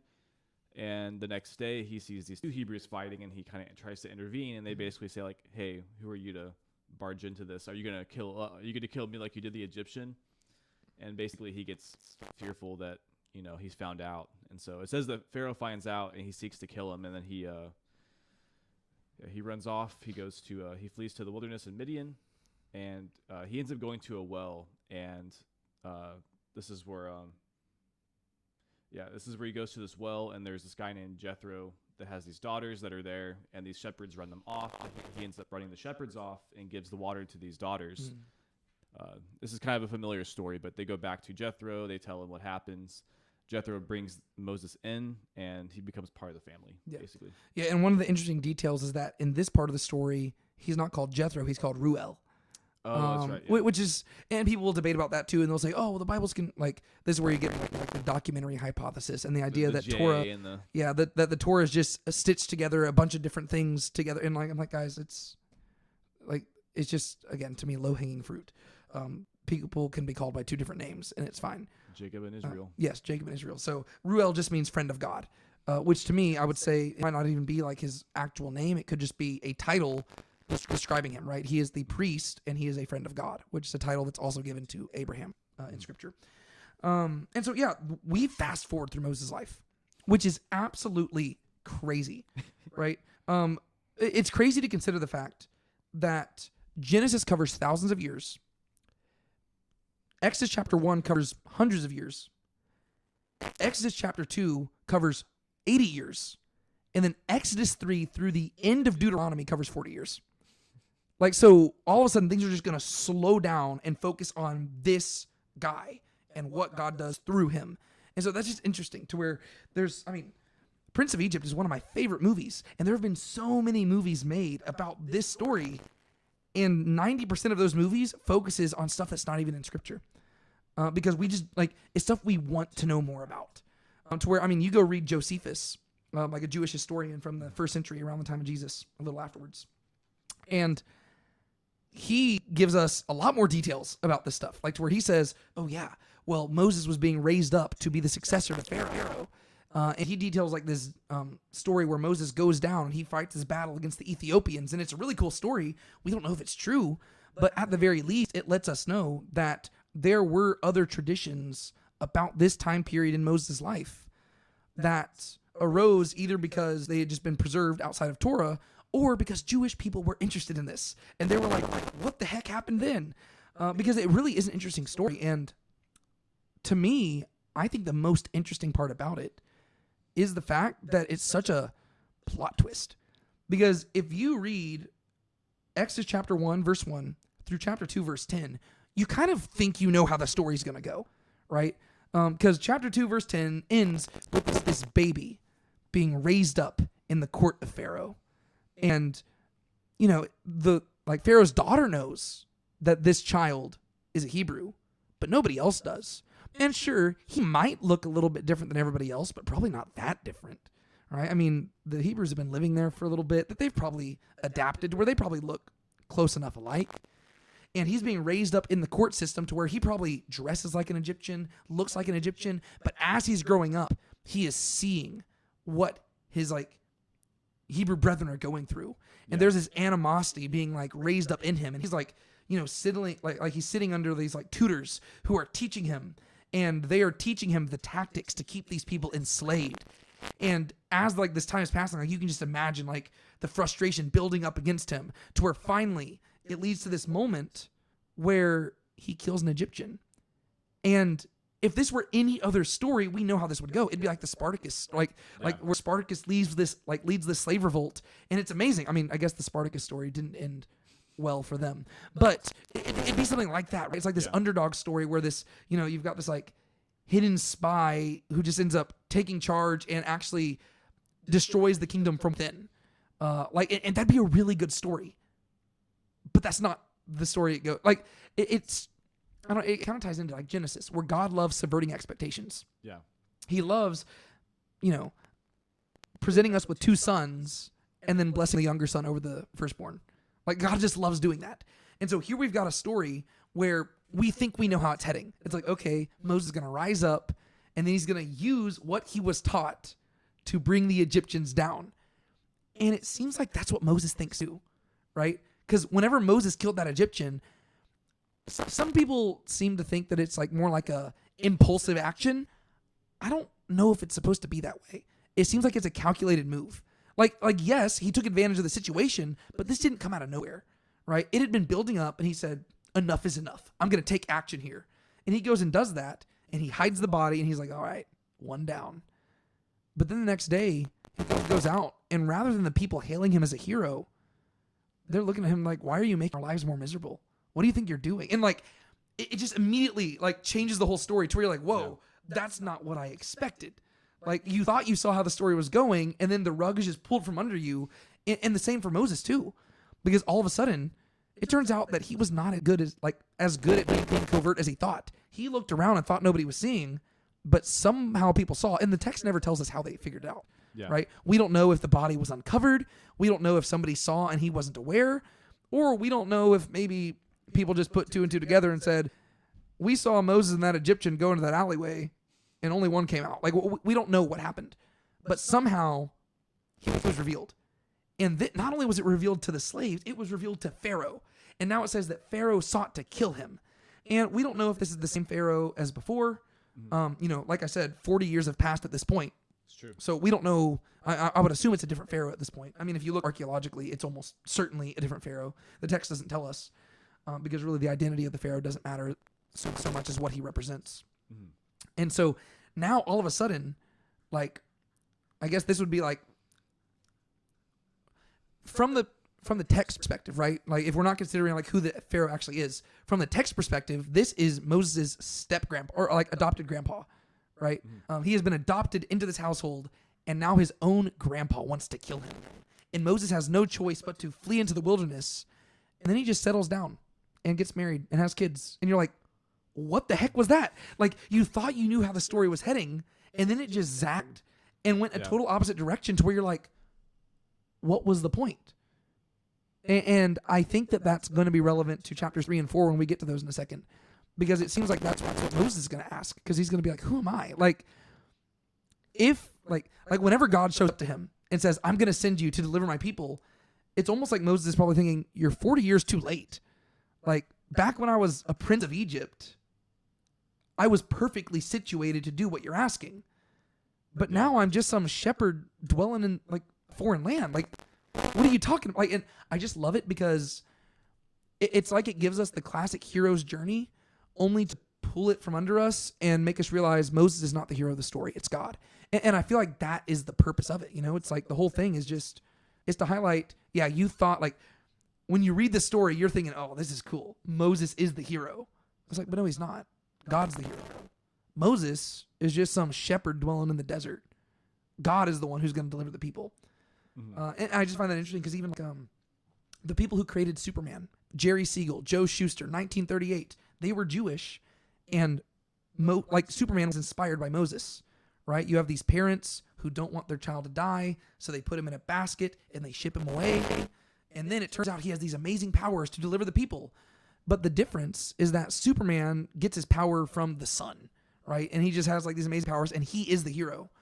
Whereas I can't help but read, like, later on in, like, I think Numbers, whenever it says that Moses was the meekest man in the whole world, mm-hmm. I can't help but read that into this story to where it's like Moses is writing his story, and he goes out of his way to explain, I thought I was the hero, but I'm not the hero. I'm the guy who tried to save my people, and it entirely backfired, and I fled into the desert, and I would have stayed there if God hadn't come and, like, called me out. And I think that's so cool. Like, it's just such a good, like, subversion of expectations.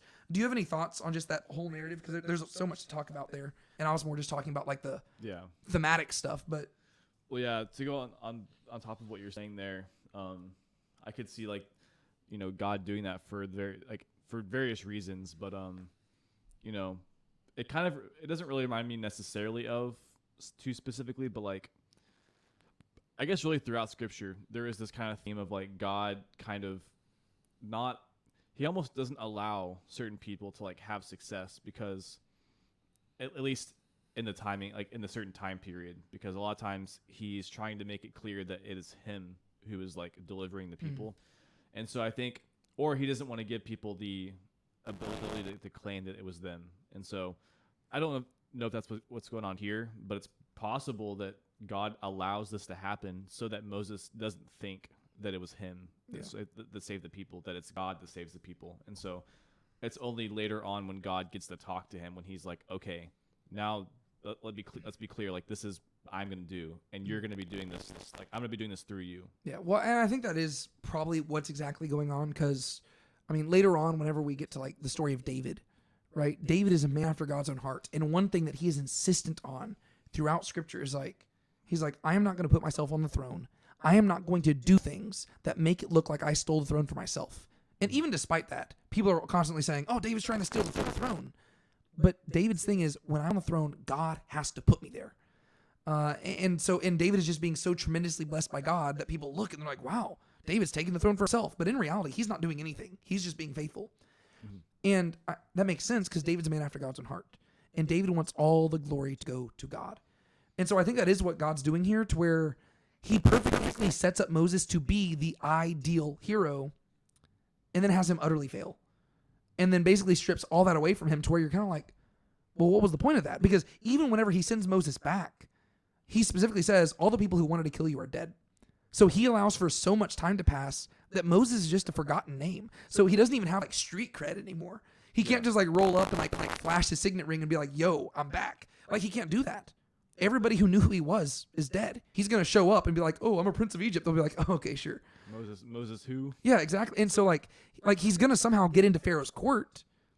But even then, he's just not, like, he doesn't have the reputation as like Pharaoh's successor or something like that. Like that's going to be gone. And so I just do find it so interesting. Like, we gravitate towards that story because it tickles every itch that we have for like this epic hero's journey.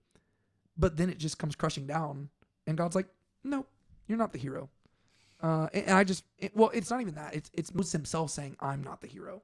Mm-hmm. To where he just says, I fled into the wilderness. I failed.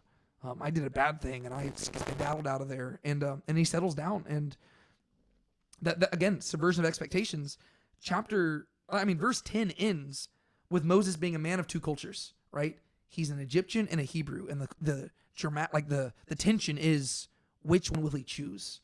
Right? Will he be a protector of the people, or will he be like the murderer of the masses? Right? Like is he going to be the Egyptian who persecutes the people, or is he going to be the deliverer who rises up and saves his Hebrew brethren?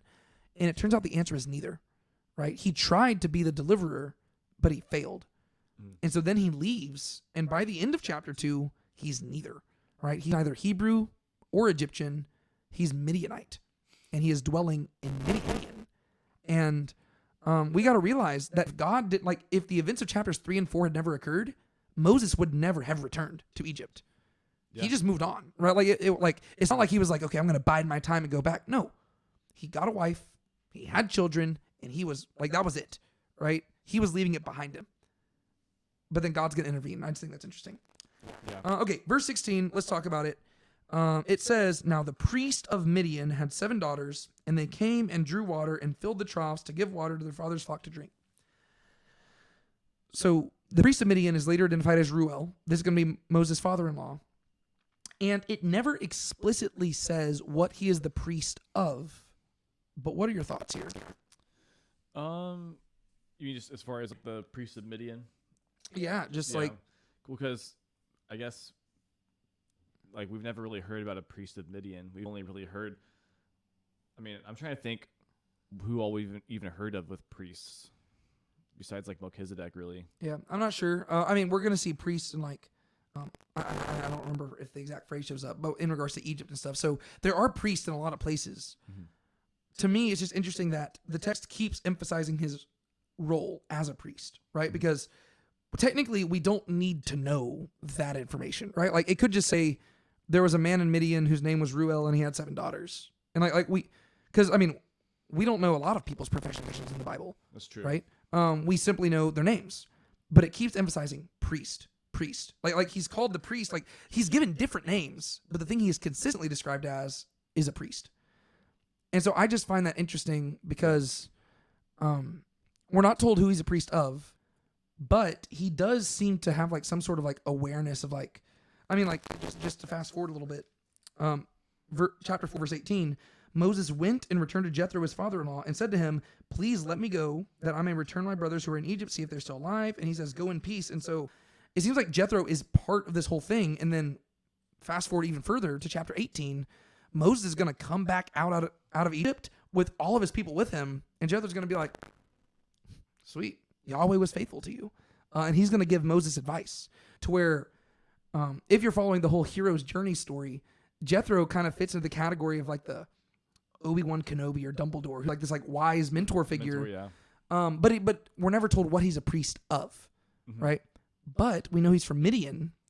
And the last time we've heard of the Midianites, well, I guess the last time we heard of them was whenever Joseph was being sold into slavery. But prior to that, we know that Midian is a son of Keturah, which was the wife that Abraham married after Sarah died. Mm-hmm. And so we do know that the Midianites are descended from Abraham, but we don't know their relationship to God at this point. Later on in history, they're going to be very pagan. But so is Israel.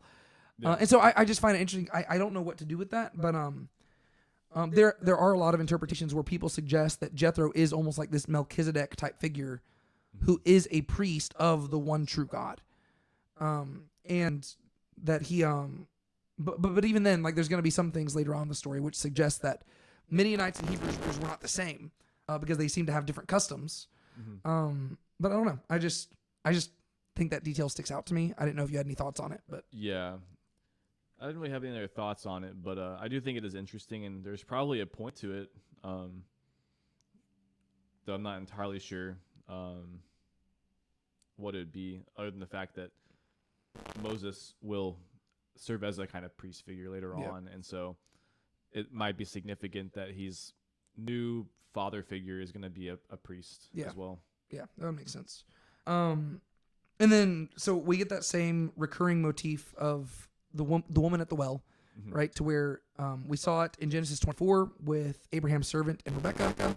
We saw it again in Genesis 29 with Jacob and Rachel. And now you have Moses encountering 7 women at the well. And he helps them out and everything like that. And they rush back to their dad. And their dad's like, what the heck? Why didn't you bring him over here? And I just found it interesting that they specifically identify Moses as an Egyptian man. Right? I just thought that was interesting because, again, Moses is a man of 2 cultures. Is he Hebrew? Is he Egyptian? Well, he rose up as a Hebrew to defend his Hebrew brethren, but now that he's fled into the desert, they look at him, they're like, no, you're Egyptian. Because you just look at him and he probably is wearing Egyptian clothing. He probably has an Egyptian, like, royal accent. Like, you can just imagine, like, it's just very interesting that he's specifically called an Egyptian man. And so he's invited in, and then what we see is that Jethro or Ruel gives one of his daughters to Moses. And then we get to the end of chapter 2, which honestly is one of the, in my opinion, one of the most epic just like verses in the Bible that I just love reading it out loud. So I'm going to read it out loud. Because whenever you read chapter 2, verses 23 through 25, it just goes so hard. To where, to me, I feel like this is like an action movie. And like, if you ever watch like the Fellowship of the Ring, there's like this opening like 10-minute like montage that basically just tells you everything you need to know to set up the story. I feel like you could do an epic like like a 10-minute montage of chapters 1 to 2 of Exodus, and then it just ends with like this narrator like voicing over, and it says, "Now it happened in those many days that the king of Egypt died. And the sons of Israel sighed because of the slavery, and they cried out, and their cry for help because of slavery rose up to God. And God heard their groaning. And God remembered his covenant with Abraham, with Isaac, and with Jacob. And God saw the sons of Israel, and God knew. It's so epic. Then you just imagine it like cuts to black and it just says the Exodus or something. I don't know. But like that just feels so epic to me. And I love that because it's like you've got this moment where like, again, what I've been highlighting, the subversion of expectations. You thought you knew how the story was going. It was zigging and then it zagged. And it went somewhere you never expected. And now you're thinking, oh my gosh, what's going on here? I thought God was going to save the people, but it looks like he's not going to save the people. And now you've got Moses over here. Another 40 years are passing. He is dwelling as a shepherd in the desert. He's gotten married. He has moved on. He has had kids. And then it says, but God didn't forget. And like this is where like it just like pans back to the people of Israel. And in those 40 years, things have only gotten worse and worse. And they're suffering and they're crying out to God. And their children are being slaughtered. And God says, oh, I know. I see. I hear. And I remember. And you're like, yes. Like it's like this epic triumphant moment. And you're like, let's go. But one thing that is probably worth highlighting is, again, I keep mentioning the Prince of Egypt movie because it is one of my it is genuinely one of my favorite movies of all time. And one of the best parts about that movie is the opening number, which is called Deliver Us. And it's like all the Hebrew slaves crying out to God for deliverance. And I think one thing we need to be careful of is we need to recognize the text itself never says that the Hebrew people were being faithful at this time. We like to picture them as like suffering under the yoke of Egyptian slavery and saying, Yahweh, come deliver us. But if you read the rest of the Hebrew Bible, there's going to be allusions back to this time period. And the picture of it is a lot darker. And the idea is that during this time period, the Hebrews had in many ways just adapted to Egyptian like religion. And they were bowing down to Egyptian gods. And sure enough, whenever we get out of Egypt, they're really going to have a tough time giving up idolatry. And so it's important for us to keep in mind that it's not like they became idolatrous after they left Egypt. No, they brought the idolatry with them out of Egypt. And so it's just worth keeping that in mind because this is not God coming to save a faithful people who are faithfully enduring slavery. No, this is God coming to save a people who have forgotten him. And he is reintroducing himself. And he's saying, hey, you know how you've got these people like Abraham, Isaac, and Jacob? I'm the God who showed up to them, and I'm here to show up to you. Now, do you want to work with me or not? And so that's kind of, I just want to highlight that because it's important for us to keep in mind. Yeah, that makes a lot of sense. All right, so let's work our way into chapter 3, so long as you don't have anything else you want to say about chapter 2. I think we're good. Okay, cool. Let's go into chapter 3, and since really chapter 3, verse 1 through chapter 4, verse 17 kind of cover all just like one long conversation, could you just like summarize just the entire ordeal from Moses arriving at the burning bush all the way through God's entire conversation with him? Yeah, so basically Moses is pasturing when he sees this bush it's burning, but it's not being consumed. And so he goes off to go check it out. It ends up being the angel of Yahweh that's in this bush. And so he has this conversation with this, theophany, basically, this theophany figure. And God basically tells him that he has heard the affliction of, the Israelite people. And so he is going to send Moses to go deliver them. And he says he's going to send him to go talk to the elders of Israel. And Moses basically asks him, like, what will I tell them? Who sent me? And then God tells him, I am who I am. Tell them that I am who has sent you. And then he just goes on this thing where he says that he's going to free them from he's going to free the people from Egypt. And then on their way out, they're going to they're going to plunder the Egyptians as well.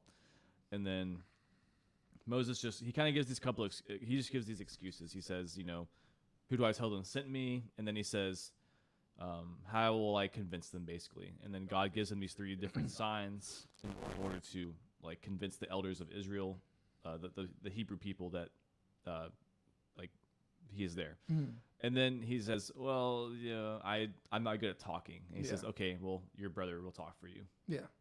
Yeah. And so basically you got this conversation, and we do have to show some sympathy towards Moses here, because this totally blindsides him, right? This is an 80-year-old guy. We're going to be told he's 80 in a few chapters, but he's 80 years old at this point. He has been spending the last 40 years of his life living as a shepherd in the desert, and probably living a very mundane life, very boring, just day-to-day activities, nothing too exciting. He shows up at this bush, and he just comes to be like, what the heck's going on here? And then a voice calls his name from the bush. I don't know if, my headcanon is that he hasn't gone by the name Moses in 40 years. He probably had. But in my head, it's almost like he hears his name, he's like, whoa, I haven't been called that in a long time. Like Obi-Wan Kenobi or whatever. Yeah. Obi-Wan, I haven't heard that name. And so he's kind of just like almost like just like woken up from this like long sleep, as it were. And God just drops these bombshells on him, like one after another. Like if you just read verses, 6 through 8, just the amount of information that Moses gets here, right? So he says, Moses, Moses, and Moses says, here I am. He says, do not come near here. Remove your sandals from your feet, for the place on which you are standing is holy ground. So Moses removes his sandals. And then these next 3 verses are just like, verses 6 through 10 is really what, okay, I'm just going to read all of them. He says, I am the God of your father, the God of Abraham, the God of Isaac, and the God of Jacob. And Moses hid his face, for he was afraid to look at God.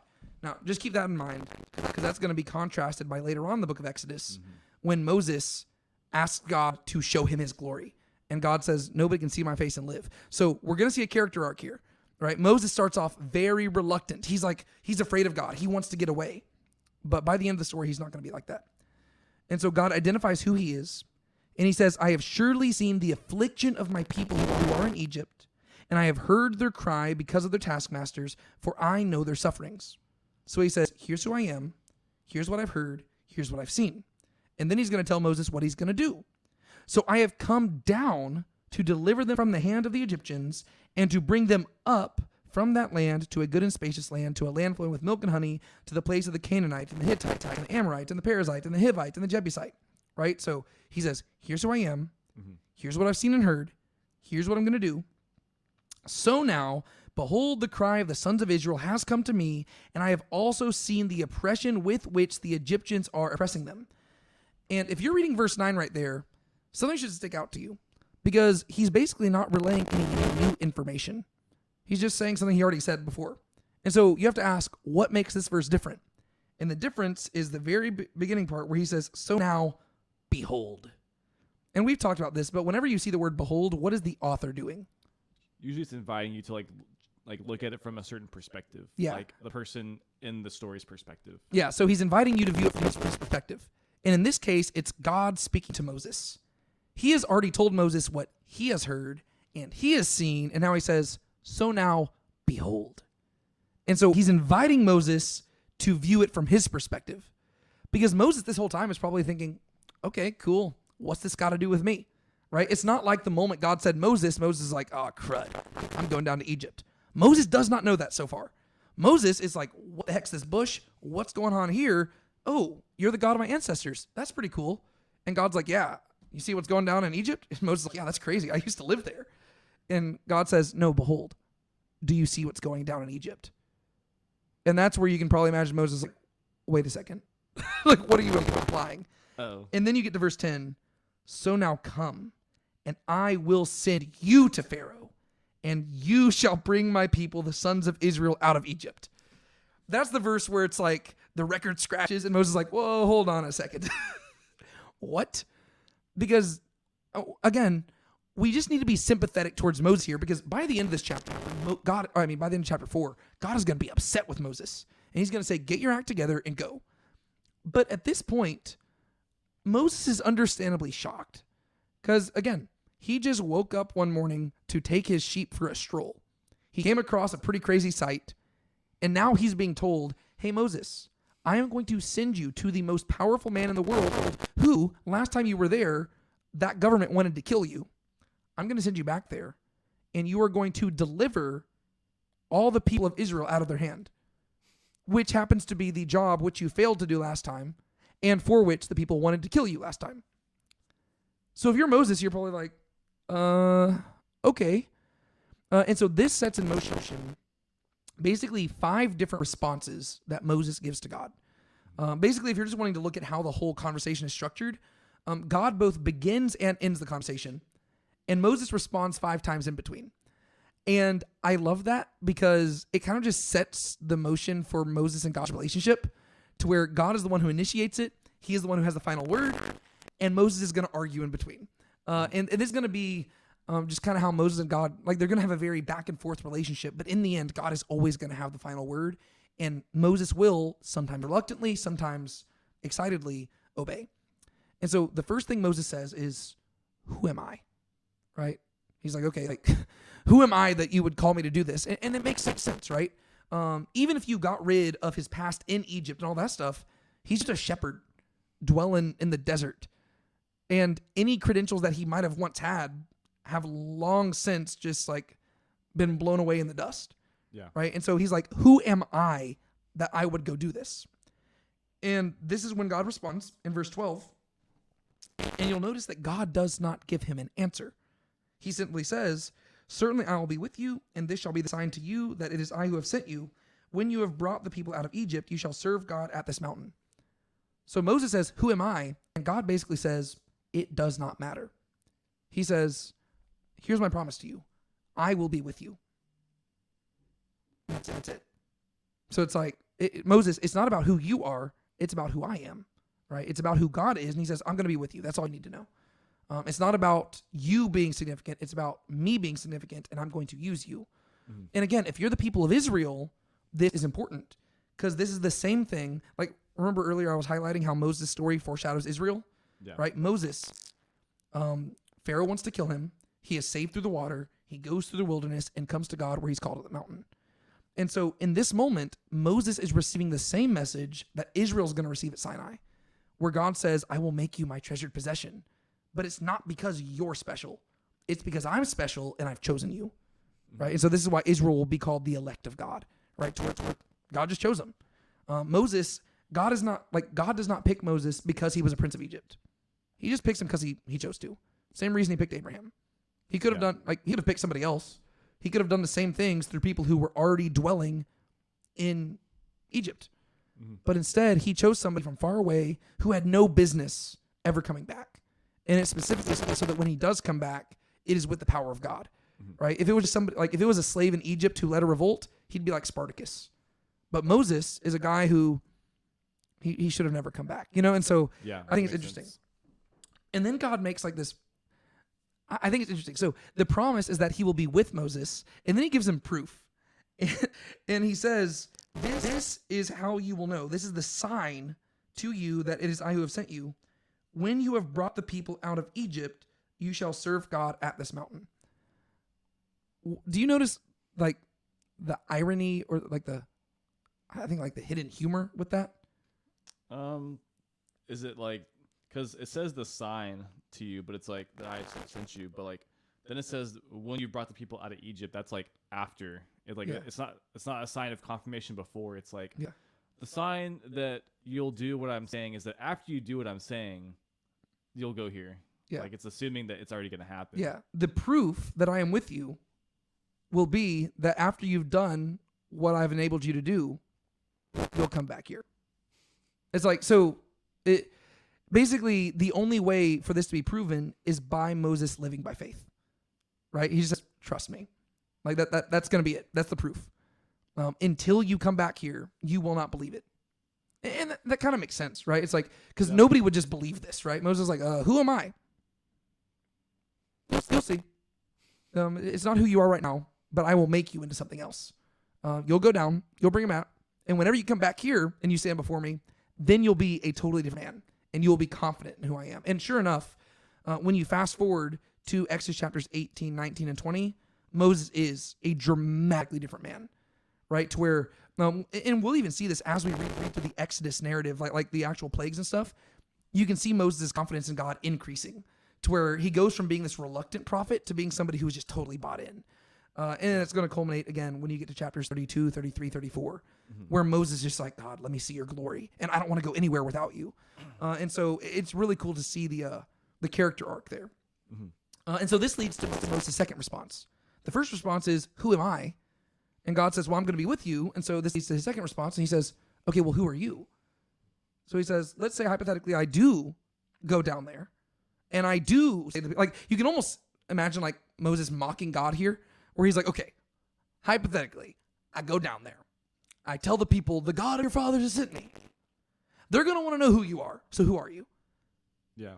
And then God says, I am who I am.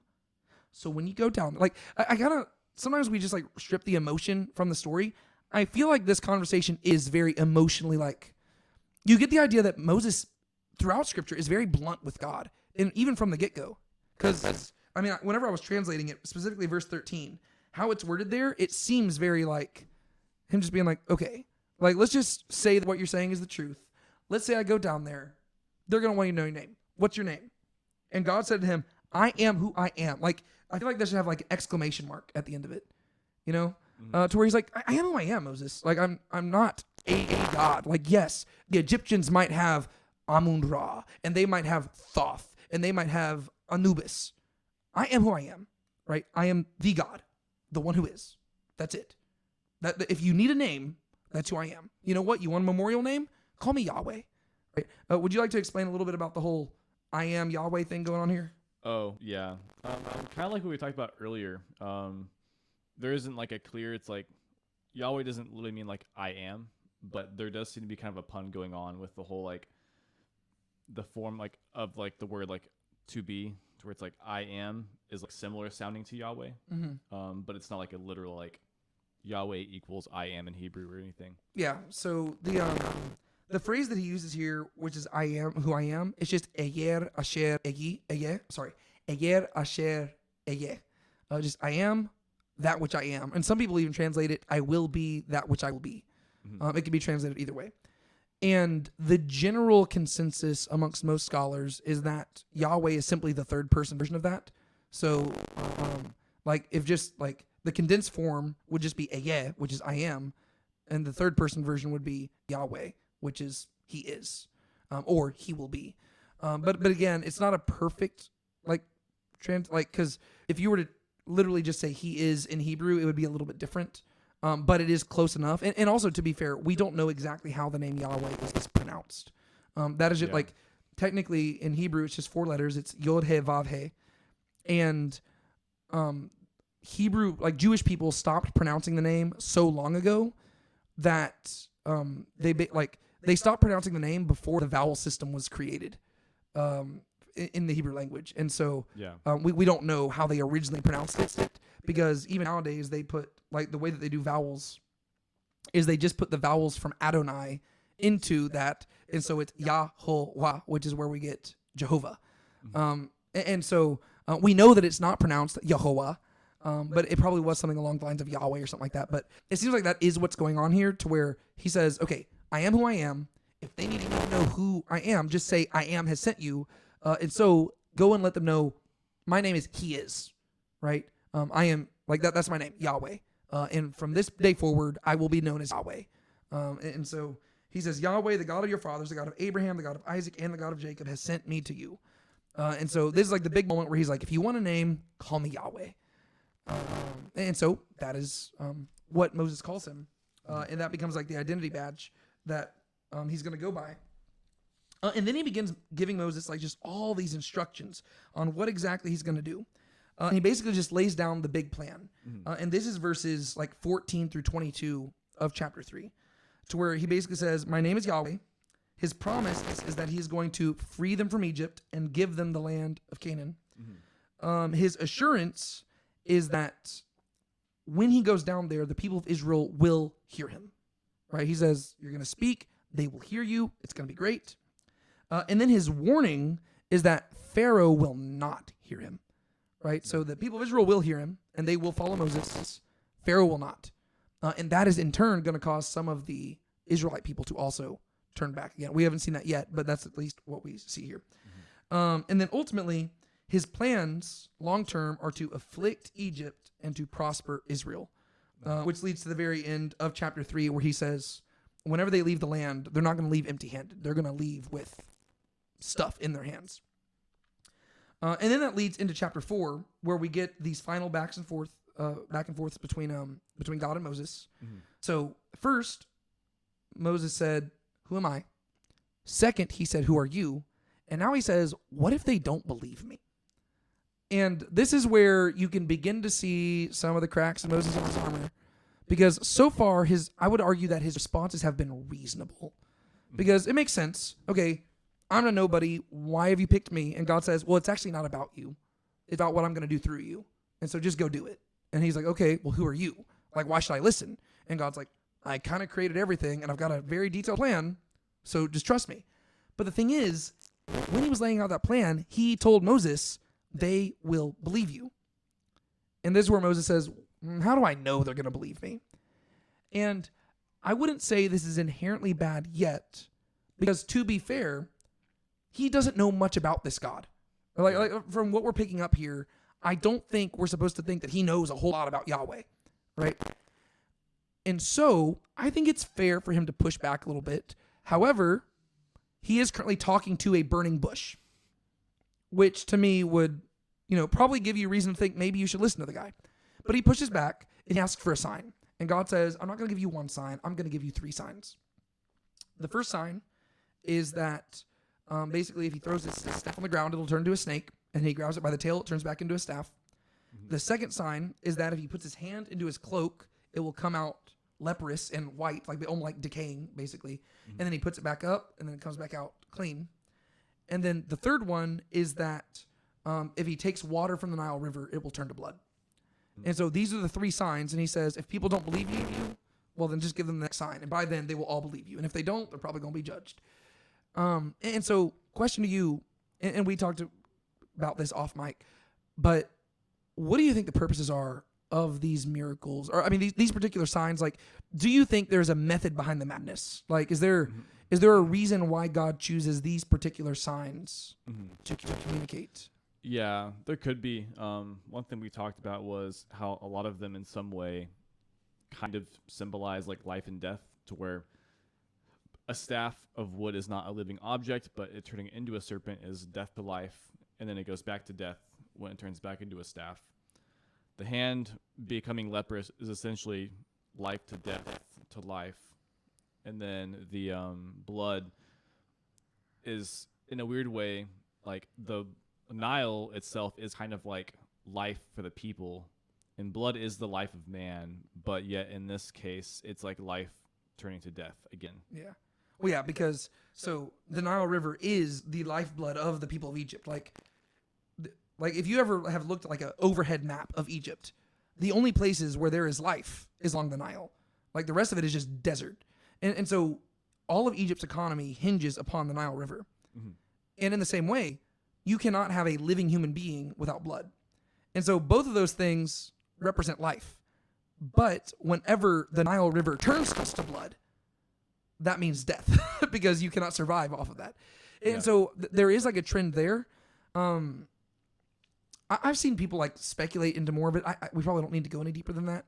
But I've seen people even talk about like the importance of like, why does he have to put his hand in his cloak and then take it back out? Like, because obviously God can just change it before your eyes.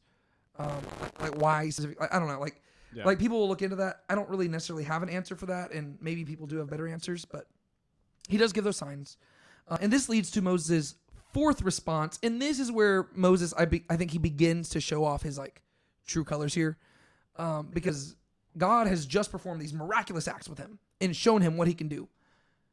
And now Moses just says, God, I'm not a good speaker, right? He says, I am heavy of speech. Or I think it's like, I am heavy of mouth and heavy of lip or something, or tongue or something like that. And this is where some people will come in, and I say some people, this is a common thing you hear in churches. To pretty much any time I hear this passage preached, I hear people say this. And this is where the pastor will say, hey, this is evidence that Moses had a stutter. Do you think that's what's going on here? I've heard that before too, but I'm not really sure that's what he's saying.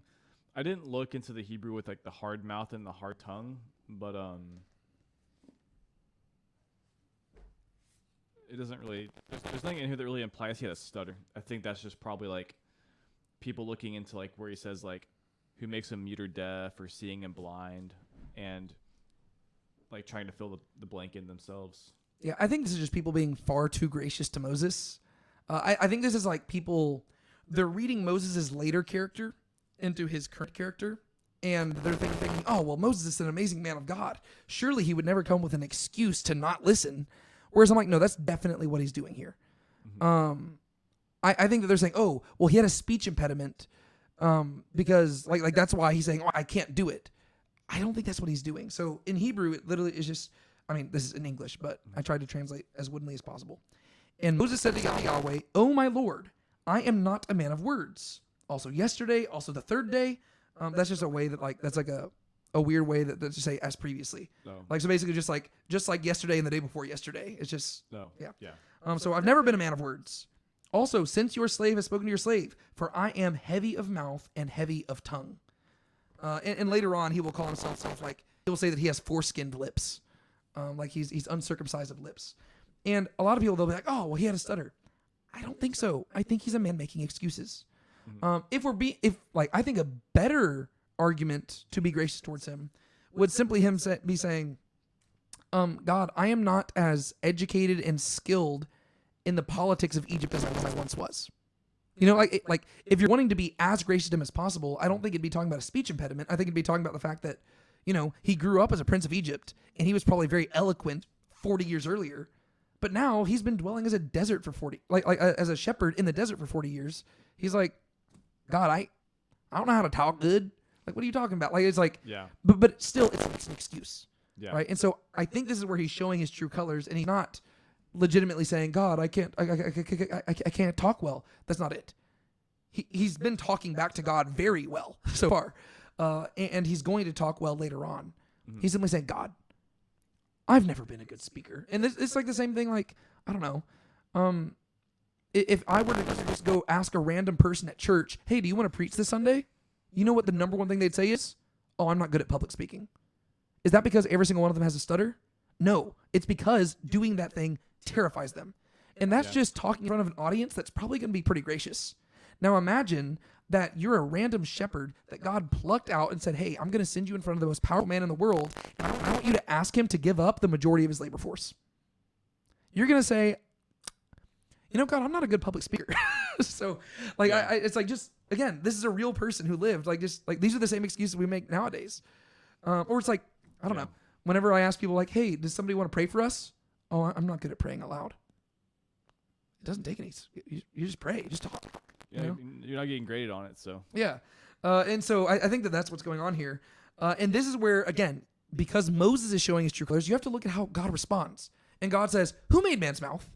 Was it you? Oh, no, it was me, right? I make man's mouth. I give people sight. I make them blind. I make them deaf. I make them mute. I can do whatever I want. So he's basically like, Moses, I don't remember asking you if you were equipped to go do it. I told you to do it. Like, I didn't ask, oh, like I'm having a conversation with you. You're doing fine speaking. Go do it. Like, it's like, he's basically saying, did I stutter? And then that leads to Moses' fifth response. And finally, Moses is just like, he just puts all the cards on the table. And literally what it says is, send now by the hand you will send. And I love the ambiguity of this phrase. Some translations will just say, Lord, please send by the hand of another. But that's not what it says. That's one way you could interpret it. But it really is ambiguous how he's responding here. It could be him saying, okay, your will be done, right? And he says, send now by the hand you will send. Or it could be him, like, let me see how to word this. So it could be him saying, okay, Lord, please send somebody else, right? Or it could be him saying, okay, I will do it. Does that make sense? Right? Like, it's intentionally ambiguous. Like, is he saying, send now by the hand you will send? Like, if I am the one you want to send, fine, go do it. Or is he saying, Lord, I'm sure there's other people who would love to be sent. And so I just love the ambiguity of the phrase, because it's like, you don't know how he feels at this moment, but you know he doesn't feel good. But I think that the verses following it help explain it more, to where God is the one who probably shines light on what his true motives are. Because I think that Moses is asking, please send somebody else. Because it says, then the nostrils of Yahweh burned against Moses. And you're like, oh, okay. Yeah. Which, to be fair, that would be a fitting response either way. Whether Moses is just like reluctantly resigning to his fate, or whether Moses is actively asking him to send somebody else, both of those deserve the wrath of God. I almost feel like the ambiguous response is almost more infuriating. Yeah, I can see that, but explain. Well, just like imagine if if I was talking to someone and it's like they're not willing to outright like agree or disagree to what I'm wanting them to do. They're just like it's almost like an impasse. You're just like they're just like, well, just do what you're gonna do. Yeah. I guess you could almost argue that Moses is beating around the bush. All right, sorry. Continue what you were saying. I just had to make that joke. That was pretty much it. I was just saying, like, I could almost see it being more infuriating because he isn't even just outright like saying I can't, like, I'm not gonna do it. He just says, like, it's like he's trying too hard to like toe the line almost. Yeah. Well, yeah. He's just like hinting to where it's like he's just like, oh, okay, well, Lord, just send whoever you say. It sounds like the right spiritual response. You know, it's like it's the perfectly like just that's a religious answer. Oh well, the Lord's gonna do what the Lord's gonna do, and God's like, be a straight shooter with me and just talk bluntly with me. But then what God does, his anger burns against him, and basically he says, let me clarify. I was not asking you, I was commanding you.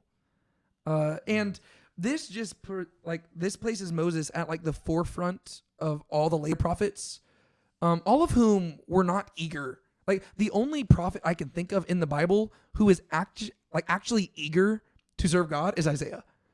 Like all the other ones are like, oh no. Like Jonah is like, nope, he runs away. Hosea is like, I gotta marry a prostitute. Jeremiah is weeping the whole time. Ezekiel is grumbling in his house. Like in general, prophets do not like the idea of being called to be a prophet. The only one is Isaiah, who he just like has this vision of God, like God's throne room, and God's like, whom shall I send? And Isaiah's like, send me, please. And it ends up being kind of backfiring on him too. But so this just puts Moses at as the first of many prophets who is not going to have the best time going about the mission of God. But God, like kind of like with Jacob, he's going to make a point of like using him specifically. Yeah. Well, yeah, he's going to use him and he's going to change him to where the cool thing about the end of the story is that Moses is never going to live in the promised land. Like all his life, he's never going to step foot in the land of Canaan. He is going to live and die in this desert for the rest of his life. But he's going to die content at the end of his life. And it's not because he delivered the people from Egypt. It's because he was with God. And that's like the cool like twist of the story, or not even a twist.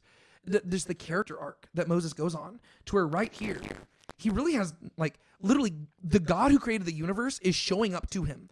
And Moses is like, I just don't want to do any of this. Like he really just wants to live like you can understand that, right? He just wants to live a chill life with his family, grow old, die. I mean, he's already old. He just wants to live and die in peace and not have to deal with all this stuff. But God's going to equip him to go do all these things. And by the end of it, I mean, again, in this same book, there's going to be this interaction where God says, you know what, Moses? I'm going to kill all the people and start again with you. And you can have an easy life in the land of Canaan. And Moses is going to say, no. God, remember your covenant. Spare the people. They've got to be part of this deal too. And so Moses resigns himself to live with them for 40 years in the wilderness. And God says, okay, well, how about this? I will send y'all into the wilderness now, but I'm not going with you. And Moses says, that's not going to work either. He says, if you're not going, we're not going. I would rather dwell in this dusty desert with you than in a land flowing with milk and honey without you. And like, it's a crazy like character arc that Moses goes on. Yeah. And what's even crazier is you consider the fact that conversation that we're going to talk about in chapters like 32, 33, and 34 of Exodus take place probably a year or so after this conversation. Like the majority of that character arc in what it comes down to is what he sees in Egypt, right? God says, then you will know that I am Yahweh. And Moses is going to be the one who sees who Yahweh is. You know, it's like he's going to, when he comes back, just like God said, he's going to know, okay, God sent me. And he's just going to be a radically transformed character. And say true knowledge of who Yahweh is will change you. Yeah. Yeah. And so this is where, you get the whole concept that people love to say, God does not call the equipped. He equips the called. And so he basically says, Moses, it doesn't matter who you are. It doesn't matter what you've done. What matters is who I am and what I'm going to do. And so just go by faith and I will equip you to do it. And so in many ways, Moses is kind of being called to do what Abraham did, but in a much more public and dangerous degree. And so Moses is also a man of faith. Question for you before we move on into the rest of this right here. Why a burning bush? because like it's like this is an image that is like stamped into like the cultural memory, and you don't have to read the Bible to know about the burning bush. But why a burning bush? Specifically, I mean, you read the passage.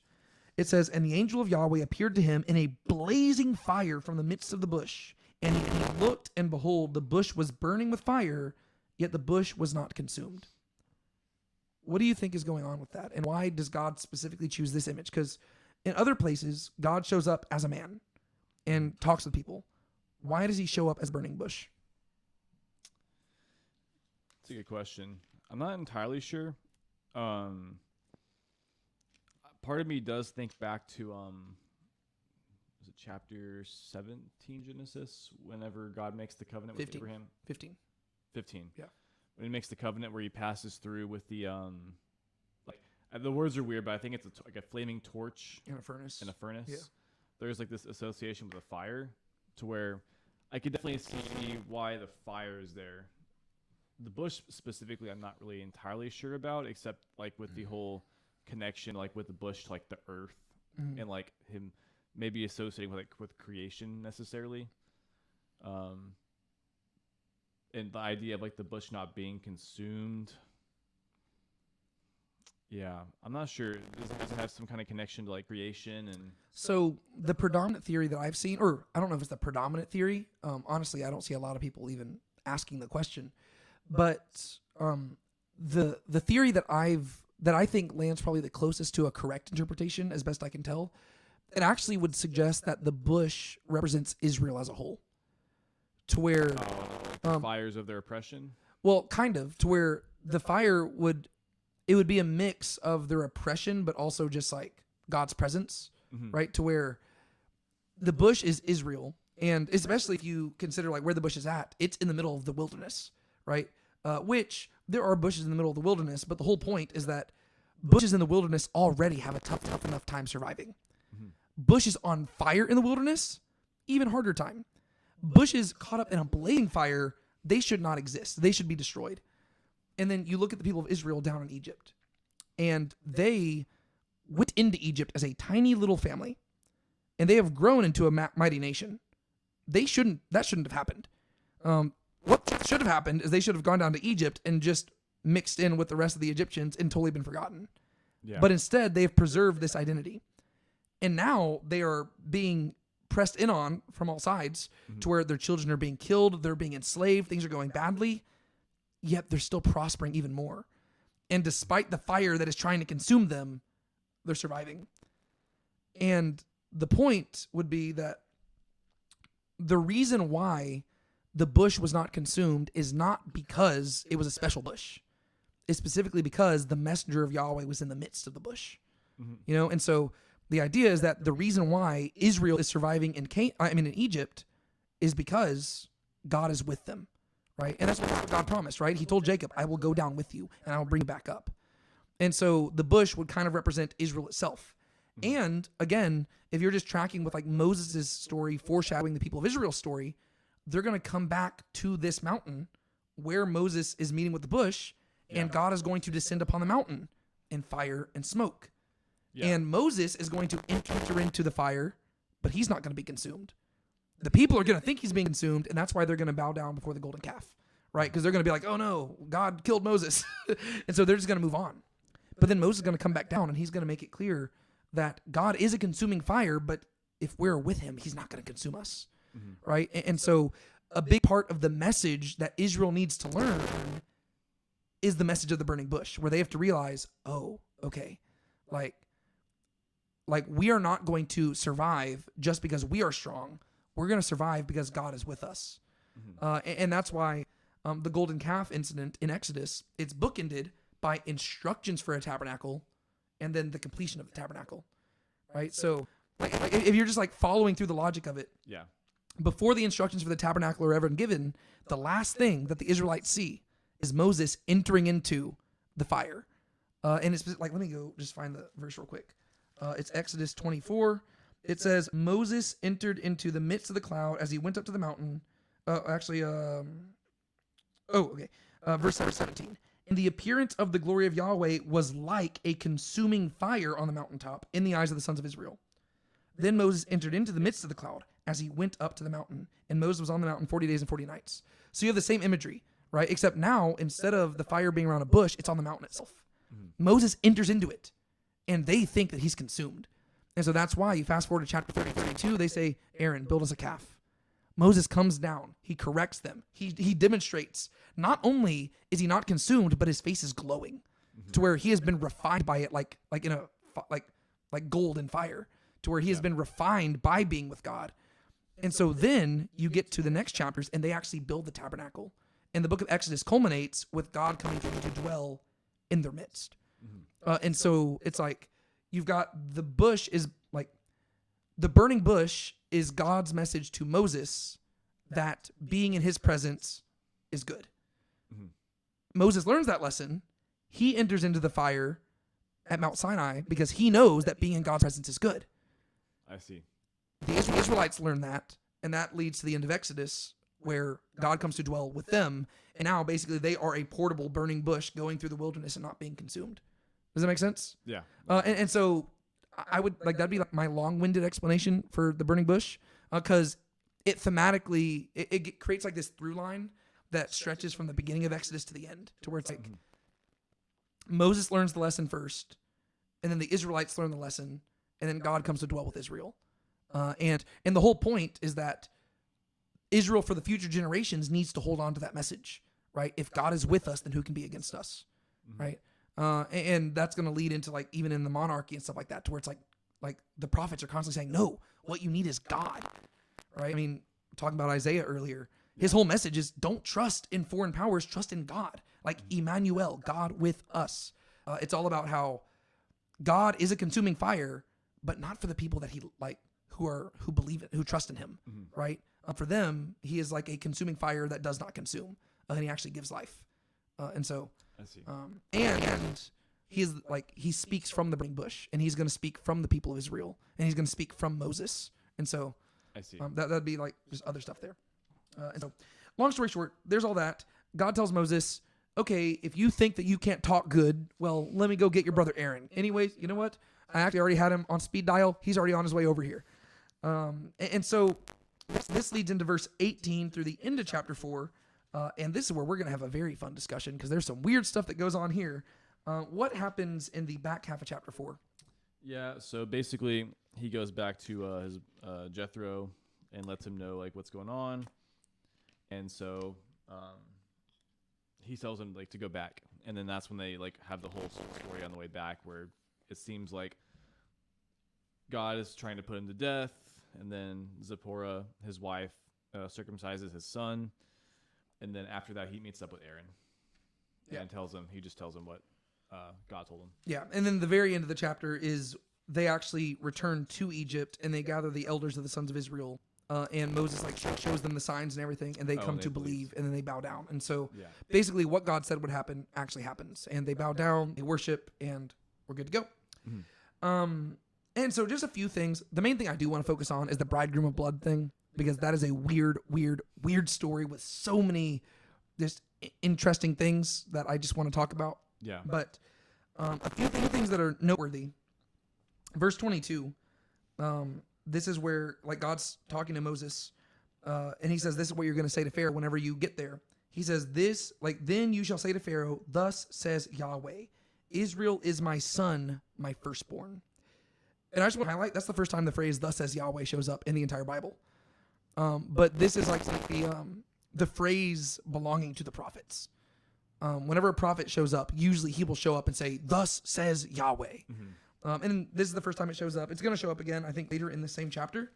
Or maybe the next chapter. I don't remember where it shows up. But it shows up in chapter 5, verse 1. To where basically whenever he shows up before Pharaoh, he says the exact same thing. But I just want to highlight that because to me that's like a significant development because Moses is like the quintessential prophet.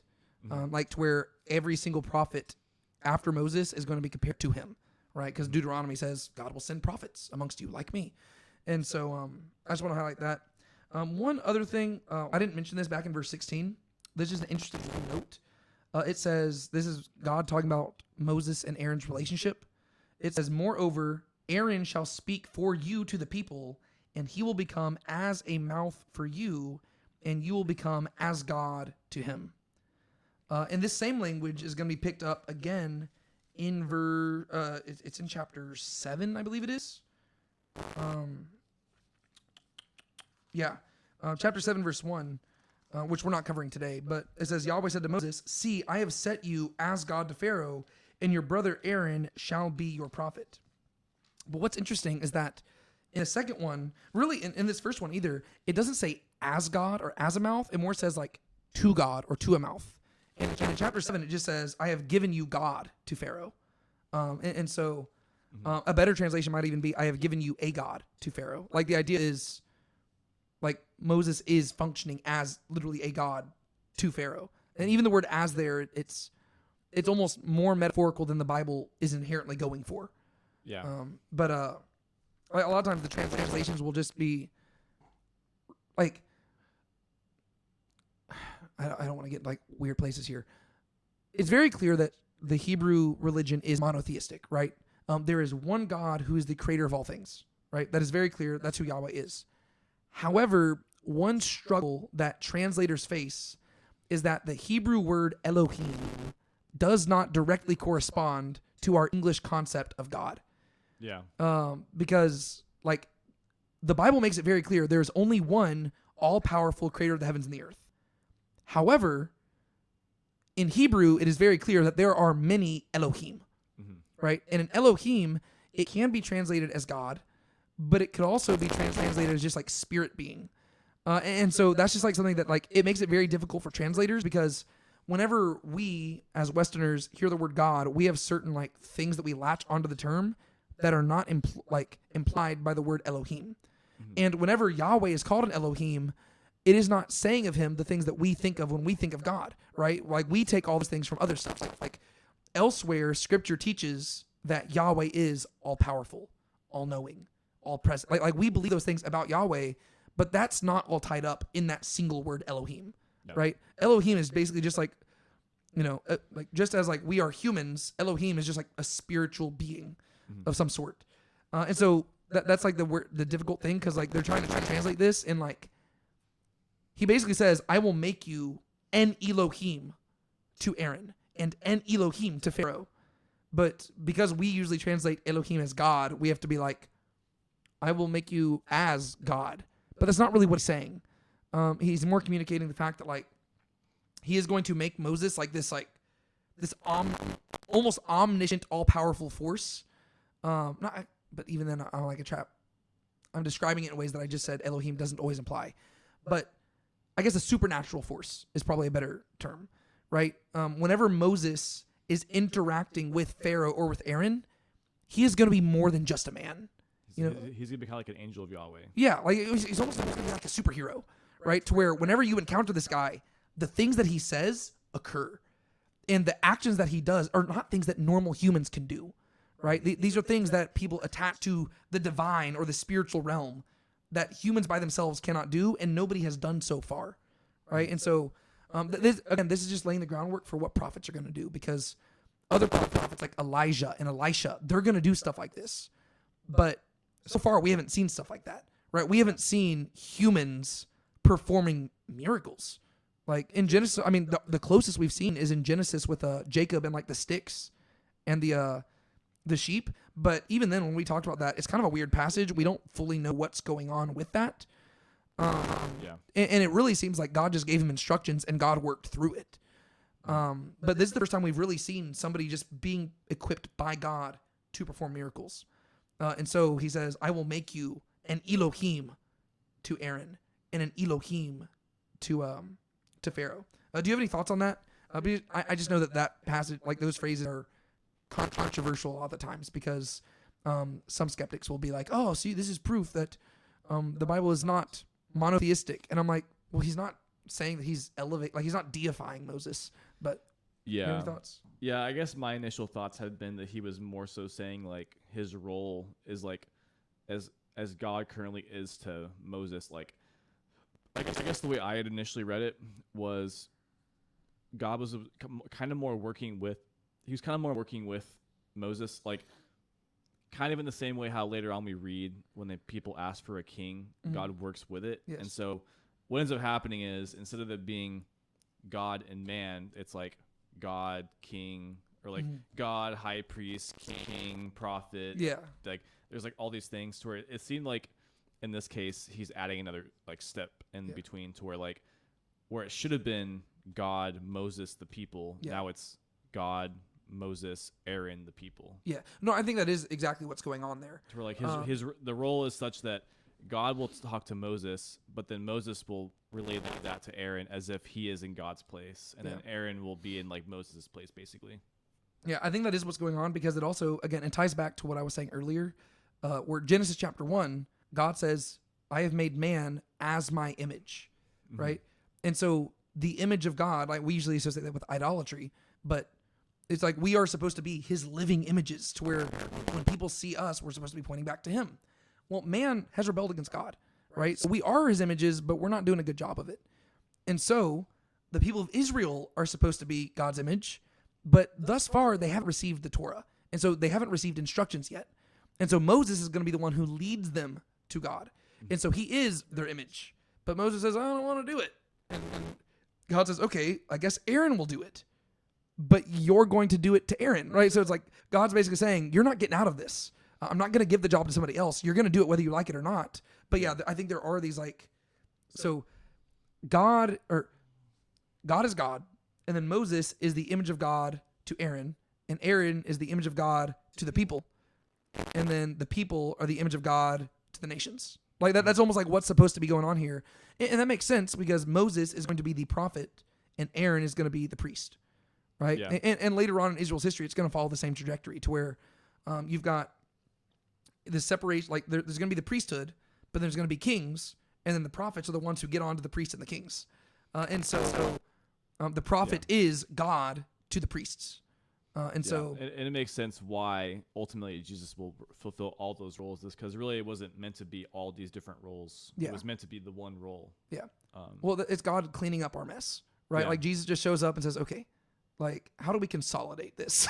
It's like y'all made this way too complicated. I was just watching a movie with the movie Office Space. I don't know if you've ever seen it. No, I haven't. But the whole, like, there's like these like board meetings where like going in and they're like trying to figure out like, how can we like make the business more efficient? And like all the people are like, yeah, we show up to work and do like 15 minutes of work a day. Oh, and, that movie. Yeah. And they're like, oh, okay, well that's not efficient. Like that's kind of what Jesus is doing to where he's like, wait, y'all have different roles for people like, so what makes the king different than the priest? And the king's like, I don't actually know. And like king's like, I guess I rule the people. And the priest is like, I intercede for the people. And the prophet's like, I get on to the people. And Jesus is like, I can do all those things. And Jesus is also like, I'm also God and man. So like Jesus really does just bring all the things back to like, and again, to me that argues in favor of Christianity because it's such a perfect but unexpected, like a neat resolution to all of it to where he perfectly fulfills all these roles in such an understated way to where it just it's like, it just all wraps up like a like Tolkien's like eucatastrophe where it's just like it just nice, it's beautiful, I love it.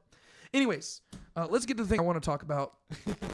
Let's talk about foreskins. Let's do it. All right, I'm gonna go read my translation here, not because my translation is better, because I can guarantee you my translation is probably inferior in every way to the ones that are actually published. But the reason why I'm gonna read mine is because I've tried to highlight the again the hyperliterality of the language, and I think by doing this, or not even the hyperliterality, I've just translated it very woodenly, and my purposes for doing this is primarily to emphasize some of the ambiguity that lies behind this passage, because what I've noticed is that a lot of English translations, and we do this in a lot of places, we smooth the text out a little bit, and we try to make it more accessible, right? So usually what a translator will do is they will wrestle through the ambiguities of the language, and they will pick one interpretation and just translate it like that. The issue with that is that what if they're wrong, you know? And sometimes if you compare different translations, it'll sound like they're saying different things, and that's because they've smoothed it out too much, and that's because modern English translations, usually their primary goal is clarity. Yeah. But to me, whenever I read the Bible, there are times where the text is intentionally unclear. And that's actually the point. And so what the text wants you to do is not have an easy answer, but it wants you to wrestle through a difficult thing. Yeah. And so the fact that the surrounding text is easier to understand and this part is difficult tells me that maybe there's some ambiguity there that's supposed to be there. And so let me just read through it. It's literally only 3 verses long, but it is one of the most confusing passages in all of Exodus. This is Exodus chapter 4, verses 24 through 26. And it was on the way at the lodge, and Yahweh encountered him, and he sought to put him to death. And Zipporah took flint and cut her son's foreskin and touched it to his feet and said, "For you are an in-law of bloods to me." And he slackened from him. Then she said, "An in-law of bloods because of circumcisions." So some of the main things that you'll notice that I did differently is I translated bridegroom as in-laws or in-law. And that's because the word bridegroom is the word chatan. And more often than not, it's translated as son-in-law. And usually the only times it's translated as bridegroom is in more poetic sections of the Bible. And usually that's when it's directly contrasted with like a bride. So the context makes it clear we're talking about a bridegroom, like a groom and a bride.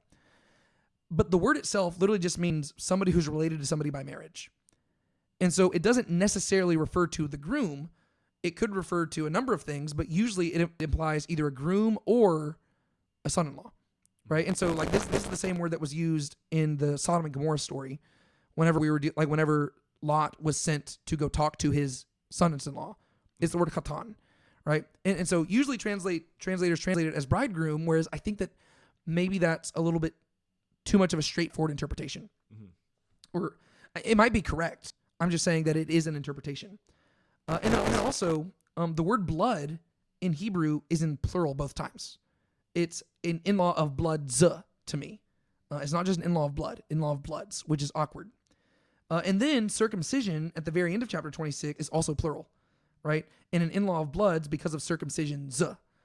And so to me, it seems like verse 26 is taking this one moment and it's expanding it into a broad principle for all circumcision.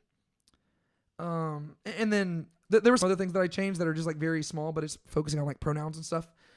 So Sean, in a second, I'm going to highlight to you all the crazy questions I have about this passage. And I don't have a fixed interpretation of it, but in general, how do you interpret this story?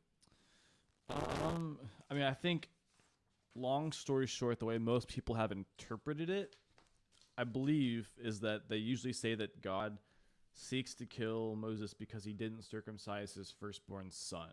And so Zipporah does it for him. And I think they usually have framed it as to where she's like kind of mad at him for it. And that's why she says like you're a bridegroom of blood to me. And I think that's usually how they... But why would God be wanting to kill Moses because of circumcision?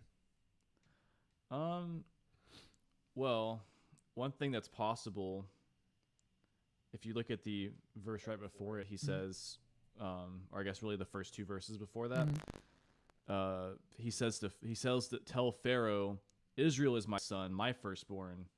So I told you, let my son go, that he may serve me, but you have refused to let him go. Behold, I will kill your son, your firstborn." And then the very next verse is about circumcision of his firstborn. And if you think about what the covenant of circumcision is about, you could at least argue that if Moses isn't circumcising his firstborn son, he's not giving him to God. So maybe God is seeking to kill him. It's almost like, cause I mean, that's basically what he said he was going to do to Pharaoh. Pharaoh didn't give Yahweh his firstborn son, and so he's going to kill his firstborn, to where like maybe God's going to kill Moses because of that. But also the question is it Moses or is it the firstborn son? It could be. Well, and it never specifies firstborn son. It just says son. That's true. But it could be that he's not actually killing Moses. It could be that he's seeking to kill either his firstborn son or maybe one of his sons because of his failure to basically adhere the stuff that God already had, to not kind of get the point. That's possible. Yeah. And so all the things you're saying, I think, are on the right track. Because, again, I'm open to different interpretations of this. I do have a position, but what we're going to do in a second is I'm going to dismantle all of this and highlight all the different like complexities to this passage. But one thing I like that you did is that you tied this passage into the stuff before it. Yeah. And this is where context is really important, right? Because these are just 3 random verses, but it is very clear that these verses are out of place, right? To where you're reading it and it's supposed to shock you because of how sudden it is, how unexplained it is. And I think what you're supposed to do, rather than just being like, oh, that was weird and moving on, you're supposed to slow down and figure out what's going on here. And so you have to look at the surrounding context to help explain it. And so if you were to like just hypothetically remove these 3 verses from the text, the story flows pretty naturally. Moses is going down to meet Aaron, and they go down to Israel, and they talk to the people, and the people will worship God. The only thing that interrupts the entire story is this weird thing that happens right here. And so I would argue that it's intentionally put right here, not only because it happened, but because it helps us understand like something that needed to occur before they got from point A to point B, right? There's a reason why this had to happen right here, and there's a reason why things are like so strong. And so we'll talk about that. But first, let me just highlight some of the crazy stuff going on here. So whenever I was going through this, I just started writing down a series of questions, some of which I came up with myself, but most of which actually came from other people, like when I've looked into different commentaries, because you can read 10 commentaries and come across 20 different interpretations of this passage. And a lot of people were asking the same questions, specifically in regards to the Hebrew, because the language is very ambiguous here. And so there's really 5 main questions in regards to how to interpret the language. But then there are dozens of questions you could ask about the story itself as a follow-up, which is pretty crazy given that it's only 3 verses long. Yeah. But let me just start off with this. Okay. So the first question is, who wanted to kill who? So you read here, verse 24, now it happened at the lodging place on the way that Yahweh encountered him and sought to put him to death. So the way this is translated is that it's Yahweh seeking to kill whoever him is. Right? However, the way that it's written in Hebrew is that it could, like, you could separate these into 2 separate sentences. Yahweh encountered him, period, and he sought to put him to death. And so there's really 3 primary ways you could interpret this. It could be Yahweh wanting to kill Moses. It could be Yahweh wanting to kill Moses' son. Or one option that I have heard scholars take is that it is actually Moses wanting Yahweh to kill him. This one, I would argue, it like this is where you would have to separate it in 2 sentences, because the word to see, like sought there, is to ask, right? So it's like, and Yahweh encountered him, and you could insert the word Moses there, and Moses sought, like asked to kill him, right? And the way that people would interpret it this way is they would suggest that this is still just a continuation of Moses' reluctance to go to Egypt, right? So he's on the journey. God comes across him, checking in on him, and Moses says, just kill me. Which, like, I've heard people make a compelling argument for this. I think it is hard to defend, right? So of those options, I think that the first 2 options are probably the best, that God is either wanting to kill Moses or kill Moses' son, right? And it seems to me that killing Moses is the most natural thing, because Moses' son isn't introduced until afterwards, right? And so if you're going to say this is the son, you have to, like, it seems weird that they wouldn't specify that at the get-go, right? Yeah. But then the second question is, whose feet is the foreskin placed at, right? Is the foreskin placed at Moses' feet, at Moses' son's feet, or at Yahweh's feet, right? There are 3 figures here, all of whom are male, and we don't know whose feet they're being placed at. Third question, who is the bridegroom of blood, or the in-law of blood, right? In Hebrew, this is chatan damim. Is Zipporah referring to Moses as the bridegroom of blood? Is she referring to Moses' son as the bridegroom of blood? Or is she referring to Yahweh as the bridegroom of blood? The general interpretation is that this is referring to Moses, but the text does not make that clear, right? His name never appears. Yes. It just says, you are a bridegroom of blood to me. Well, who's, like, is she talking to her son? Like, it seems to be whoever she put the foreskin at their feet, that's who she's talking to. But it doesn't specify whose feet is being placed at. Then, question 4, which son are we dealing with? The only son we've been introduced to explicitly is Gershom. However, later on, we're going to learn that he has 2 sons, Gershom and Eliezer. And in particular, it tells us in verse 20, so Moses took his wife and his sons. So we haven't been introduced to the second son yet, but we know he exists, right?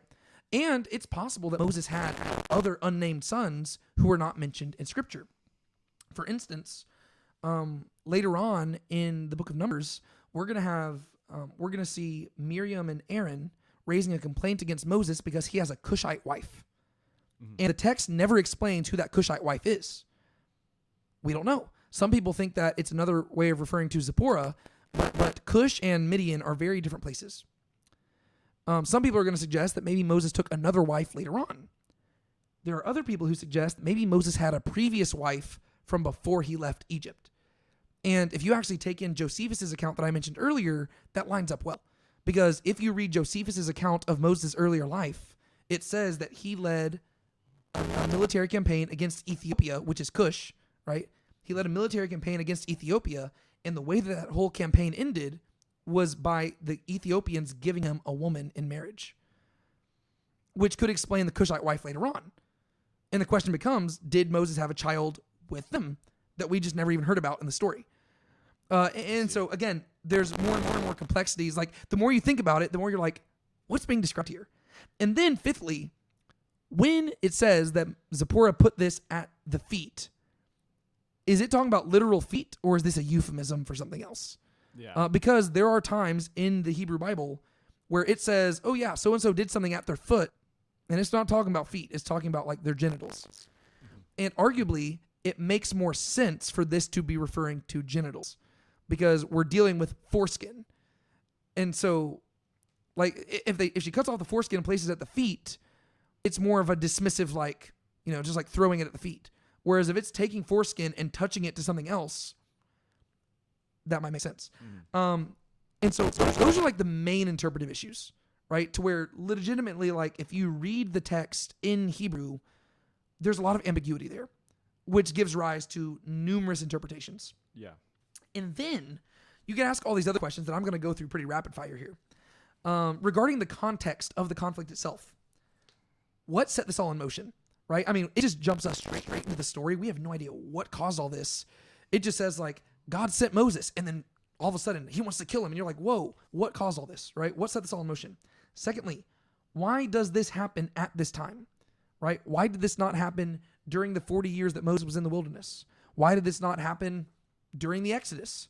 Why does it specifically happen on the return journey from there to there? Thirdly, how does this connect with what came before and what came afterwards, right? So these are questions that are going to help you arrive at an answer, right? Because you're trying to figure out, okay, this needed to happen right here. Why? Fourthly, why was the child uncircumcised? Because apparently, what we know for a fact, it's not Moses being circumcised. We know for a fact it's not Yahweh. It's a son being circumcised. Why was he not circumcised prior? Fifthly, is this somehow tied to Moses failing to keep the Abrahamic covenant? I would suggest that this is pretty obvious, but some people have argued it never explicitly says that in the text, right? But like Abraham is never mentioned in this specific passage, right? It's Zipporah who comes in and she does this, and her actions are never explained. So there's ambiguity there. Okay, regarding the extent of the conflict, why is there no warning given, right? Specifically, why are the stakes so high, and why does God show up and like want to kill somebody? Assuming that it is God who's wanting to do the killing. And then what does it even mean when it says sought to kill? Like, what are we supposed to imagine? If this is God doing this, like, does he have a knife? Like, what, like, are they just like arguing very loudly? Like, what does it actually look like? Like, you know what I mean? We're trying to like picture the scene. Yeah. What's What's going on here? Like, cause it's just like, oh, and he sought to kill. What does that look like? Cause God, I mean, if he wants to kill somebody, he can just snap his fingers and it can happen. Yeah. You know? And so it's like, that's curious. Okay. Regarding the resolution of the conflict, why is it Zipporah, not Moses, who takes the action? How did Zipporah know what to do? What is Zipporah's attitude here? Like you pointed out, people typically almost view her as like being like dismissive or angry or something like that. But it could also be that like she's like, this is reverence, like to where it's like this is actually like a good thing in her eyes that this has finally happened, or that it's relief, right? Like we inherently put anger into it because to us it's a very disgusting action being taken place here, but it doesn't say that. Yeah. What does Zipporah mean by bridegroom of blood, right? It makes it sound like this was an ongoing phrase going forward, right? This is like, for this reason she said, bridegroom of blood, of circumcisions. What's up with that? Verse 26, why is like this story is 3 verses long, yet one of those verses is basically repeating information we already got in the previous 2 verses. Like she says it and it says, okay, because of the situation, she said this, and therefore she said this because of the situation. It's like, why is that there? Yeah. Does this have to do with atonement in some way? Some people have speculated that this is somehow resolving the conflict that Moses killed a man 4 decades earlier, and he has not had to deal with that. Like, he has not been punished for that. And so in some way, this is tied to atoning for that. I feel like that's more of a stretch. Yeah. And then just interpreting the story, why is the story so cryptic, and what's the point of the story? Like, because obviously there are answers to all these questions, and the text could give it to us, but the text doesn't, which tells me that the author thinks we need to reflect on it and meditate on it and get to the meat of it. Yeah. So, having raised all those questions, what are your thoughts? I mean, I'm still probably almost as unsure or confused as I was before, but yeah, I definitely do question like the traditional interpretation of the passage. I'm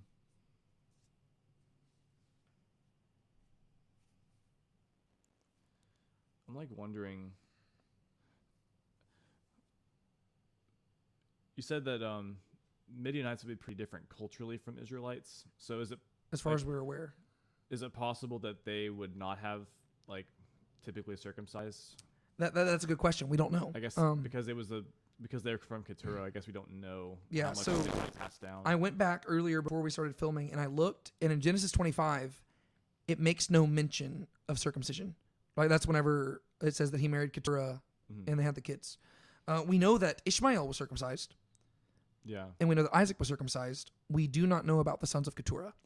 Because and I'm assuming that is probably where some of the dividing line, like I don't know, like, given who Abraham is, I would assume that he did circumcise them. And I think that might actually allow us to arrive at like certain things that we're wondering. Like, why is it Zipporah knew what to do? And why is it Zipporah who took action? Well, it does kind of make sense if you consider the fact that Zipporah is also descended from like Abraham, right? And so if the Midianites had been circumcising during all this time, and the Hebrews had been circumcising all this time, but Moses did not circumcise his kid, it could kind of make sense why Zipporah knows what to do and steps in and does something. And it could explain, like, if she's talking to Moses and calls him a bridegroom of blood, it could explain why there might be some resentment there.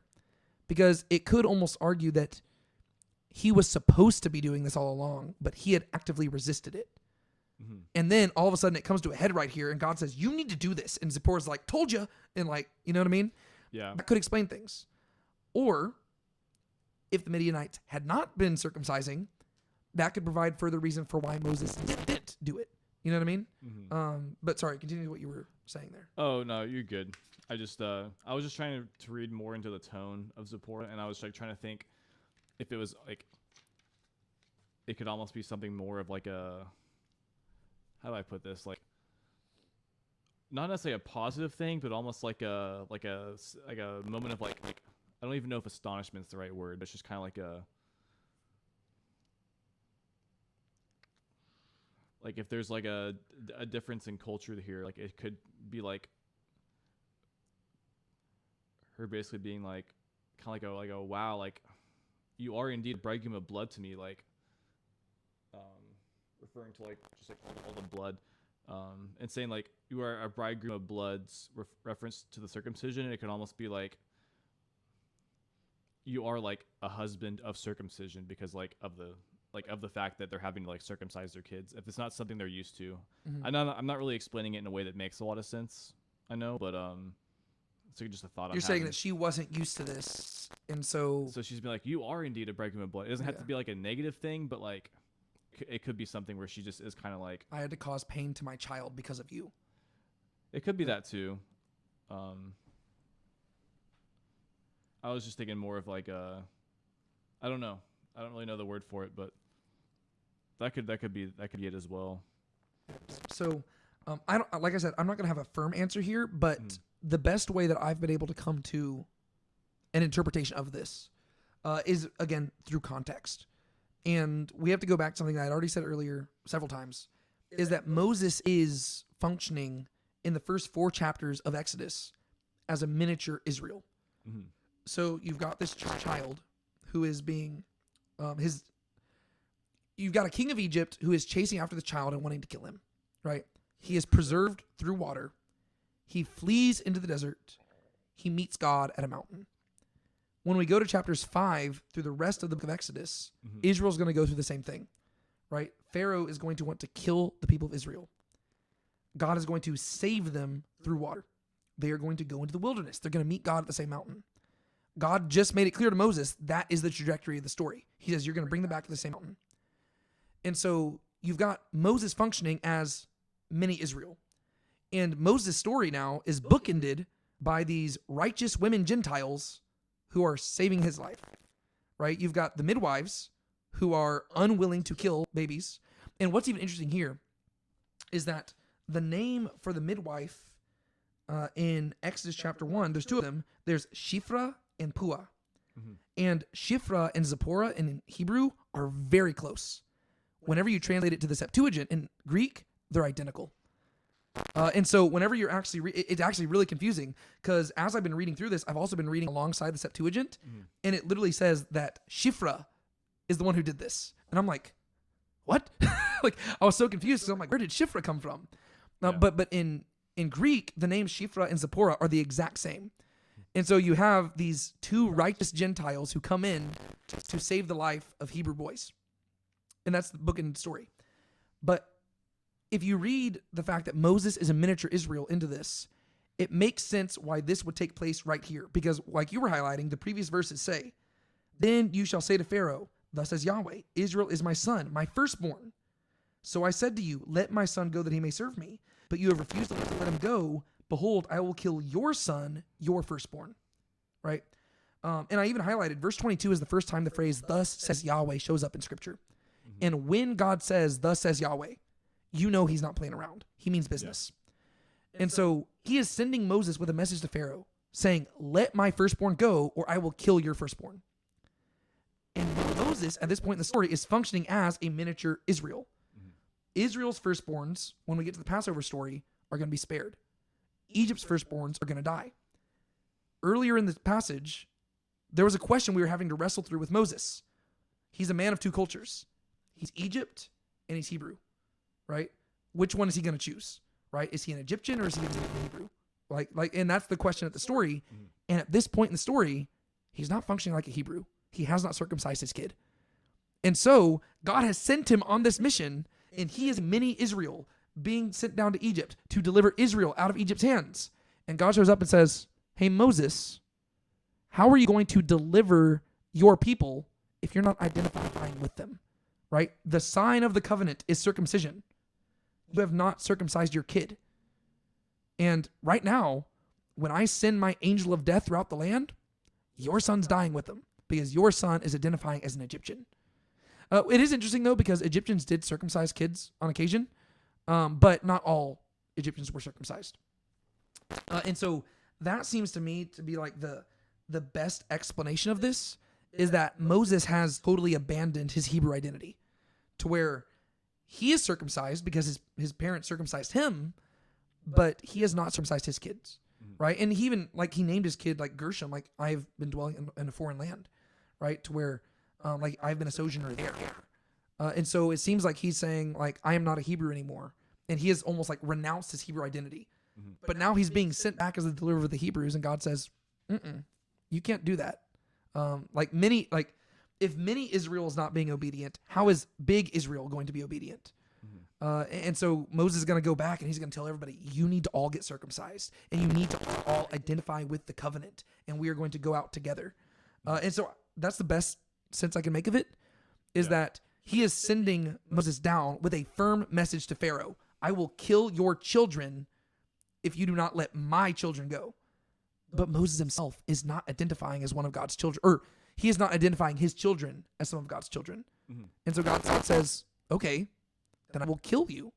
But it's interesting because then the ambiguity still rests like, is he wanting to kill Moses or Moses' child? Because it would make more sense contextually for him to want to kill the child. Yeah. But the child hasn't been introduced at the point that it says God wanted to kill him. So I'm assuming that the idea is that Moses, as the leader, is the one who's responsible, and therefore God wants to kill him.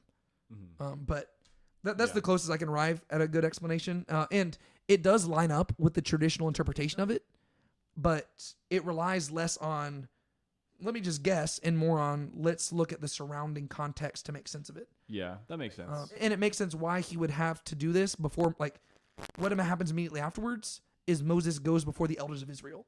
Mm-hmm. And so the idea is Moses and Aaron have reunited. They're making their way down, but they cannot have this conversation with the elders of Israel if Moses is being a hypocrite, because God does not tolerate hypocrites.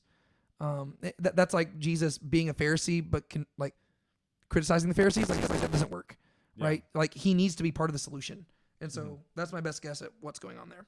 And so I can see that. Cool. Well, long story short, they make it down. The people believe. That leads us into chapter 5. And I think we should probably be able to cover this relatively quickly. Yeah. Because really this is all set up for really what's going to come next week. But chapter 5, verse 1 through chapter 6, verse 1, would you like to summarize what happens? Yeah, so basically they go before Pharaoh and they ask him to let them go out to make sacrifices and worship God in the wilderness. And he just calls them lazy and punishes them. And not only does he punish them, well, the way he punishes them is that he makes them gather their own straw instead of providing it. Yeah, providing it. Sorry, I had to sneeze for a second there. Oh. And then basically the people complain and they go to Aaron and Moses and say, hey, y'all made things worse. Yeah. And then Moses goes to God and he's like, how come you haven't delivered the people yet? They're doing even worse now. And then the very beginning of chapter 6 starts off with God saying, well, now look what I'm going to do to Pharaoh. Yeah, basically it just ends with God popping his knuckles. He's like, get ready. When he rolls up his sleeves, he ain't just putting on the Ritz. Hey, I rolled up my sleeves for this podcast, so that works out. So this chapter is basically just like the tease for the Exodus. Yeah. And I would argue that really verses 1 and 2 are kind of like the theme verses for the next several chapters to come. Afterward, Moses and Aaron came and said to Pharaoh, thus says Yahweh, the God of Israel, let my people go that they may celebrate a feast to me in the wilderness. But Pharaoh said, who is Yahweh, that I should hear his voice and let Israel go? I do not know Yahweh, and also I will not let Israel go. So the first half of Pharaoh's response is reasonable. Who is Yahweh? Why should I listen to him? That's fair. He does not know who Yahweh is. He doesn't have any reason to hear him yet. But then he says, I do not know Yahweh, and also I will not let Israel go. It's like, maybe slow down there. Let them answer your first question first. Because that's where he reveals his heart, right? Yeah. Before, it sounds like, that's reasonable. Yeah, I don't know who Yahweh is. Why should I listen to him? Sure, if some random guy says, hey, God told me to send away millions of people, I'd be like, no thanks. But then he draws a line in the sand and says, I'm not going to do it. And you're like, oh, okay. You actually don't care who Yahweh is, and you have no desire to listen to anybody but yourself. Yeah. And that leads to them giving a response, and this is a warning. The God of the Hebrews has met with us. Please let us go 3 days' journey into the wilderness, that we may sacrifice to Yahweh our God, lest he confront us with pestilence or with the sword.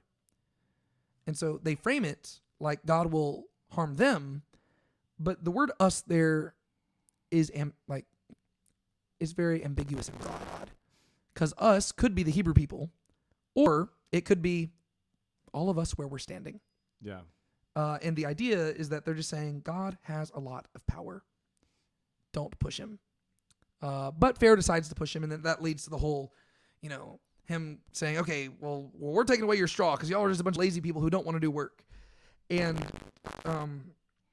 what's interesting there is that you get to see how fickle the faith of the people of Israel is, to where, again, implicitly you're learning that they're not devoted to Yahweh. Like, they have not spent the last several hundred years just waiting for God to deliver them and being like, well, God said we would be here for 400 years and it's getting close. They haven't been doing that. They've forgotten God, right? And so Moses comes and reintroduces God to them, but they're not devoted to him yet. And so the first thing they do is they go before Pharaoh, and they complain and they say, why do you deal this way with your slaves? There is no straw given to your slaves. And they keep saying to us, make bricks, and behold, your slaves are being beaten, but it is the sin of your people. And so they turn to Pharaoh. They say, y'all are being a bit unfair here. Like, we're trying our best, but we can't do this. It's literally impossible. Like, you've given us an impossible task. Yeah. And Pharaoh says, like, tough luck. I don't care. And so rather than the people saying, okay, well, we're going to be faithful to God, they turn to Moses and they say, what the heck, man? Like, ever since you got here, it's just gotten worse for us. And again, we should be sympathetic towards them because they have not seen what God can do here yet. Yeah. And apparently their forefathers have not passed down the faith as faithfully as they should have. And so it makes sense for them to push back a little bit here because they're like, you said you're going to deliver us, but our life's just getting harder. But again, this is where we have insight that they don't. Yeah. We know who God is.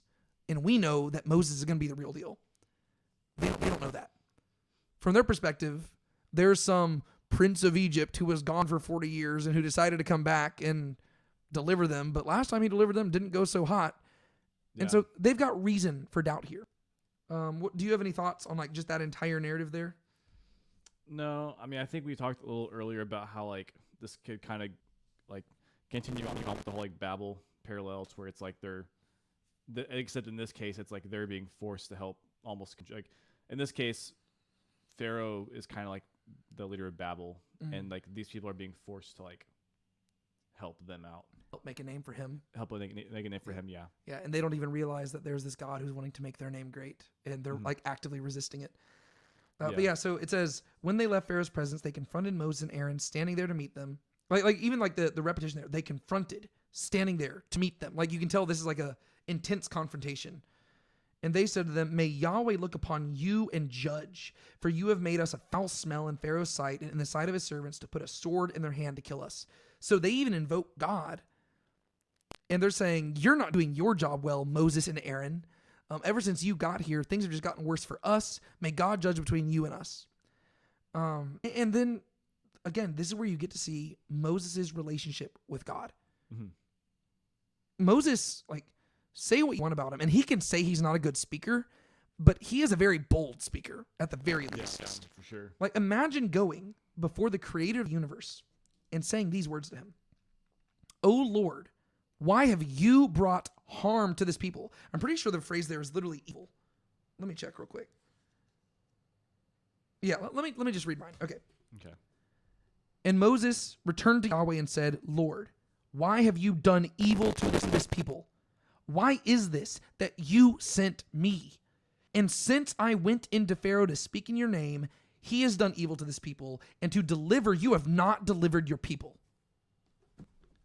That is bold, right? That is like an invitation to get smote, but God allows it.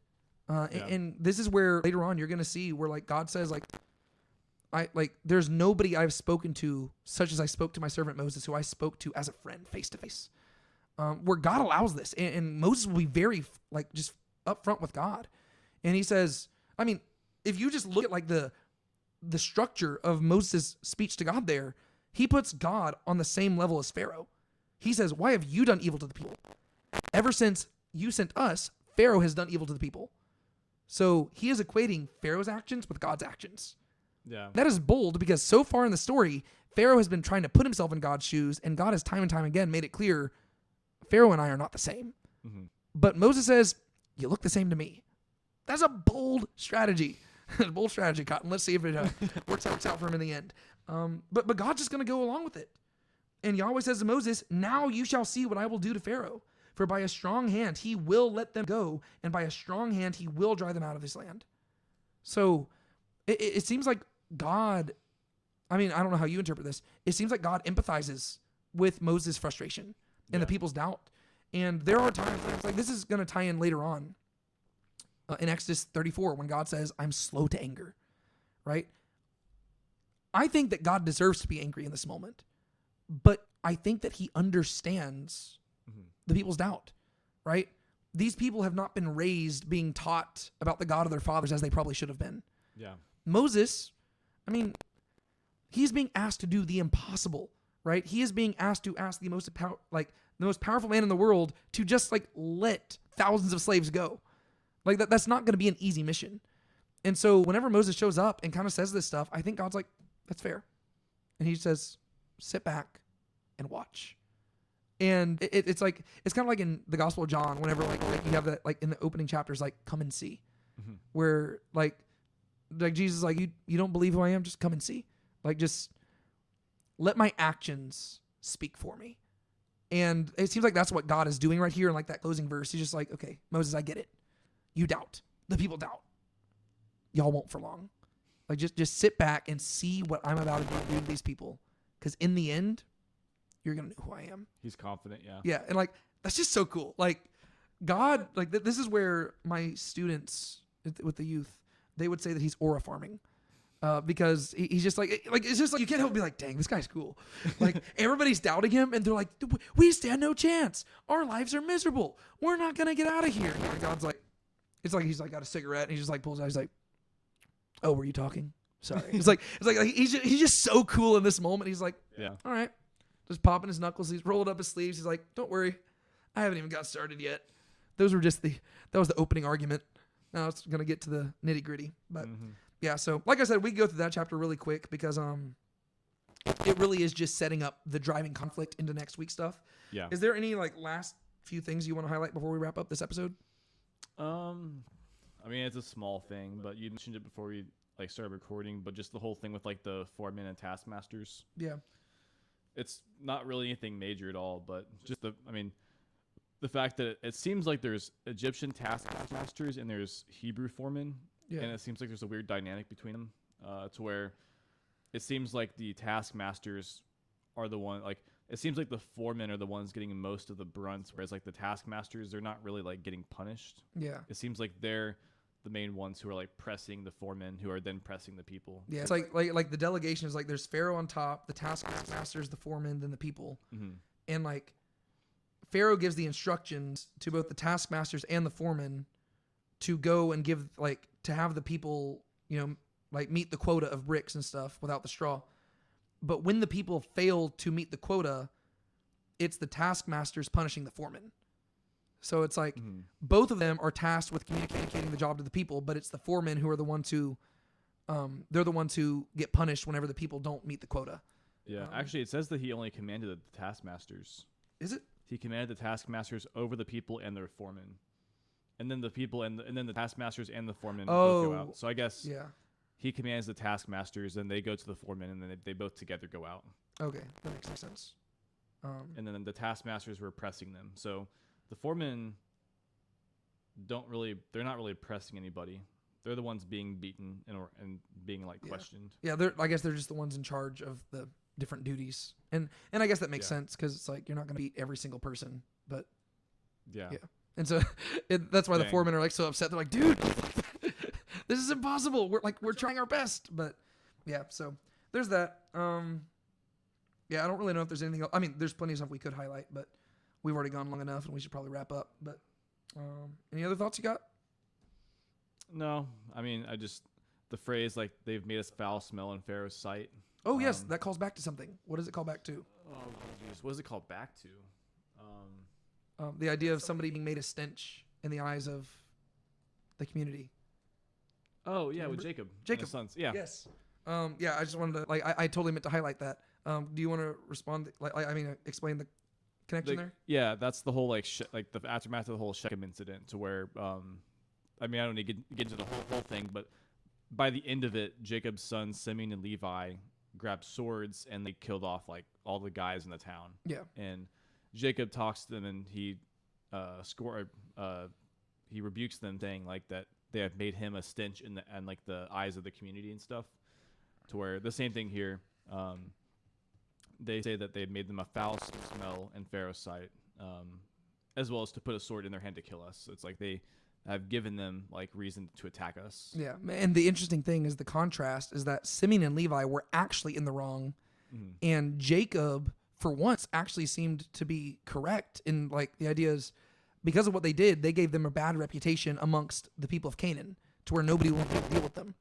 Whereas in this instance, Moses and Aaron are in the right, and they have done nothing wrong so far, and the people are simply concerned with how the Egyptians see them, and so it exposes like the concerns of the people at this time, to where they just care about how the Egyptians see them, which is going to be a big problem going into like literally the rest of the Bible.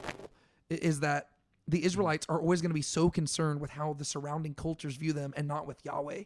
But at this point in the story, it's understandable because they don't know who Yahweh is. But after the Exodus, no excuses, right? It's like the Exodus is the big moment where God proves himself and he shows them who he is. And that's why, like you were pointing out at the beginning of this whole episode, God is going to constantly call back to the Exodus because this is the defining moment in their history where with a mighty hand and outstretched arm, he delivers them, he shows them what he's made of. And from that point forward, if they care about anybody's opinion more than his, they're in the wrong. Prior to this, it's understandable because from their perspective, he's just another God. After this, he is the God of gods, and they need to know that. And they should have no other God before him. And so it makes sense why the Torah is going to immediately follow this event. So, yeah. All right. Anything else? I don't think so. Sweet. All right. Well, thank you for watching this first episode of Exodus. We will see y'all next time as we actually get into the plagues themselves, and that's going to be really fun. Oh, yeah. But until then, my name is David Tate. And I'm Sean Powell. And this has been Talking Through the Text. We will see y'all later. Bye. Thanks for listening to Talking Through the Text. If you enjoyed this episode and want more like it, be sure to subscribe and share it with someone who might enjoy it too. Stay tuned for more episodes coming your way. Until next time, keep talking through the text.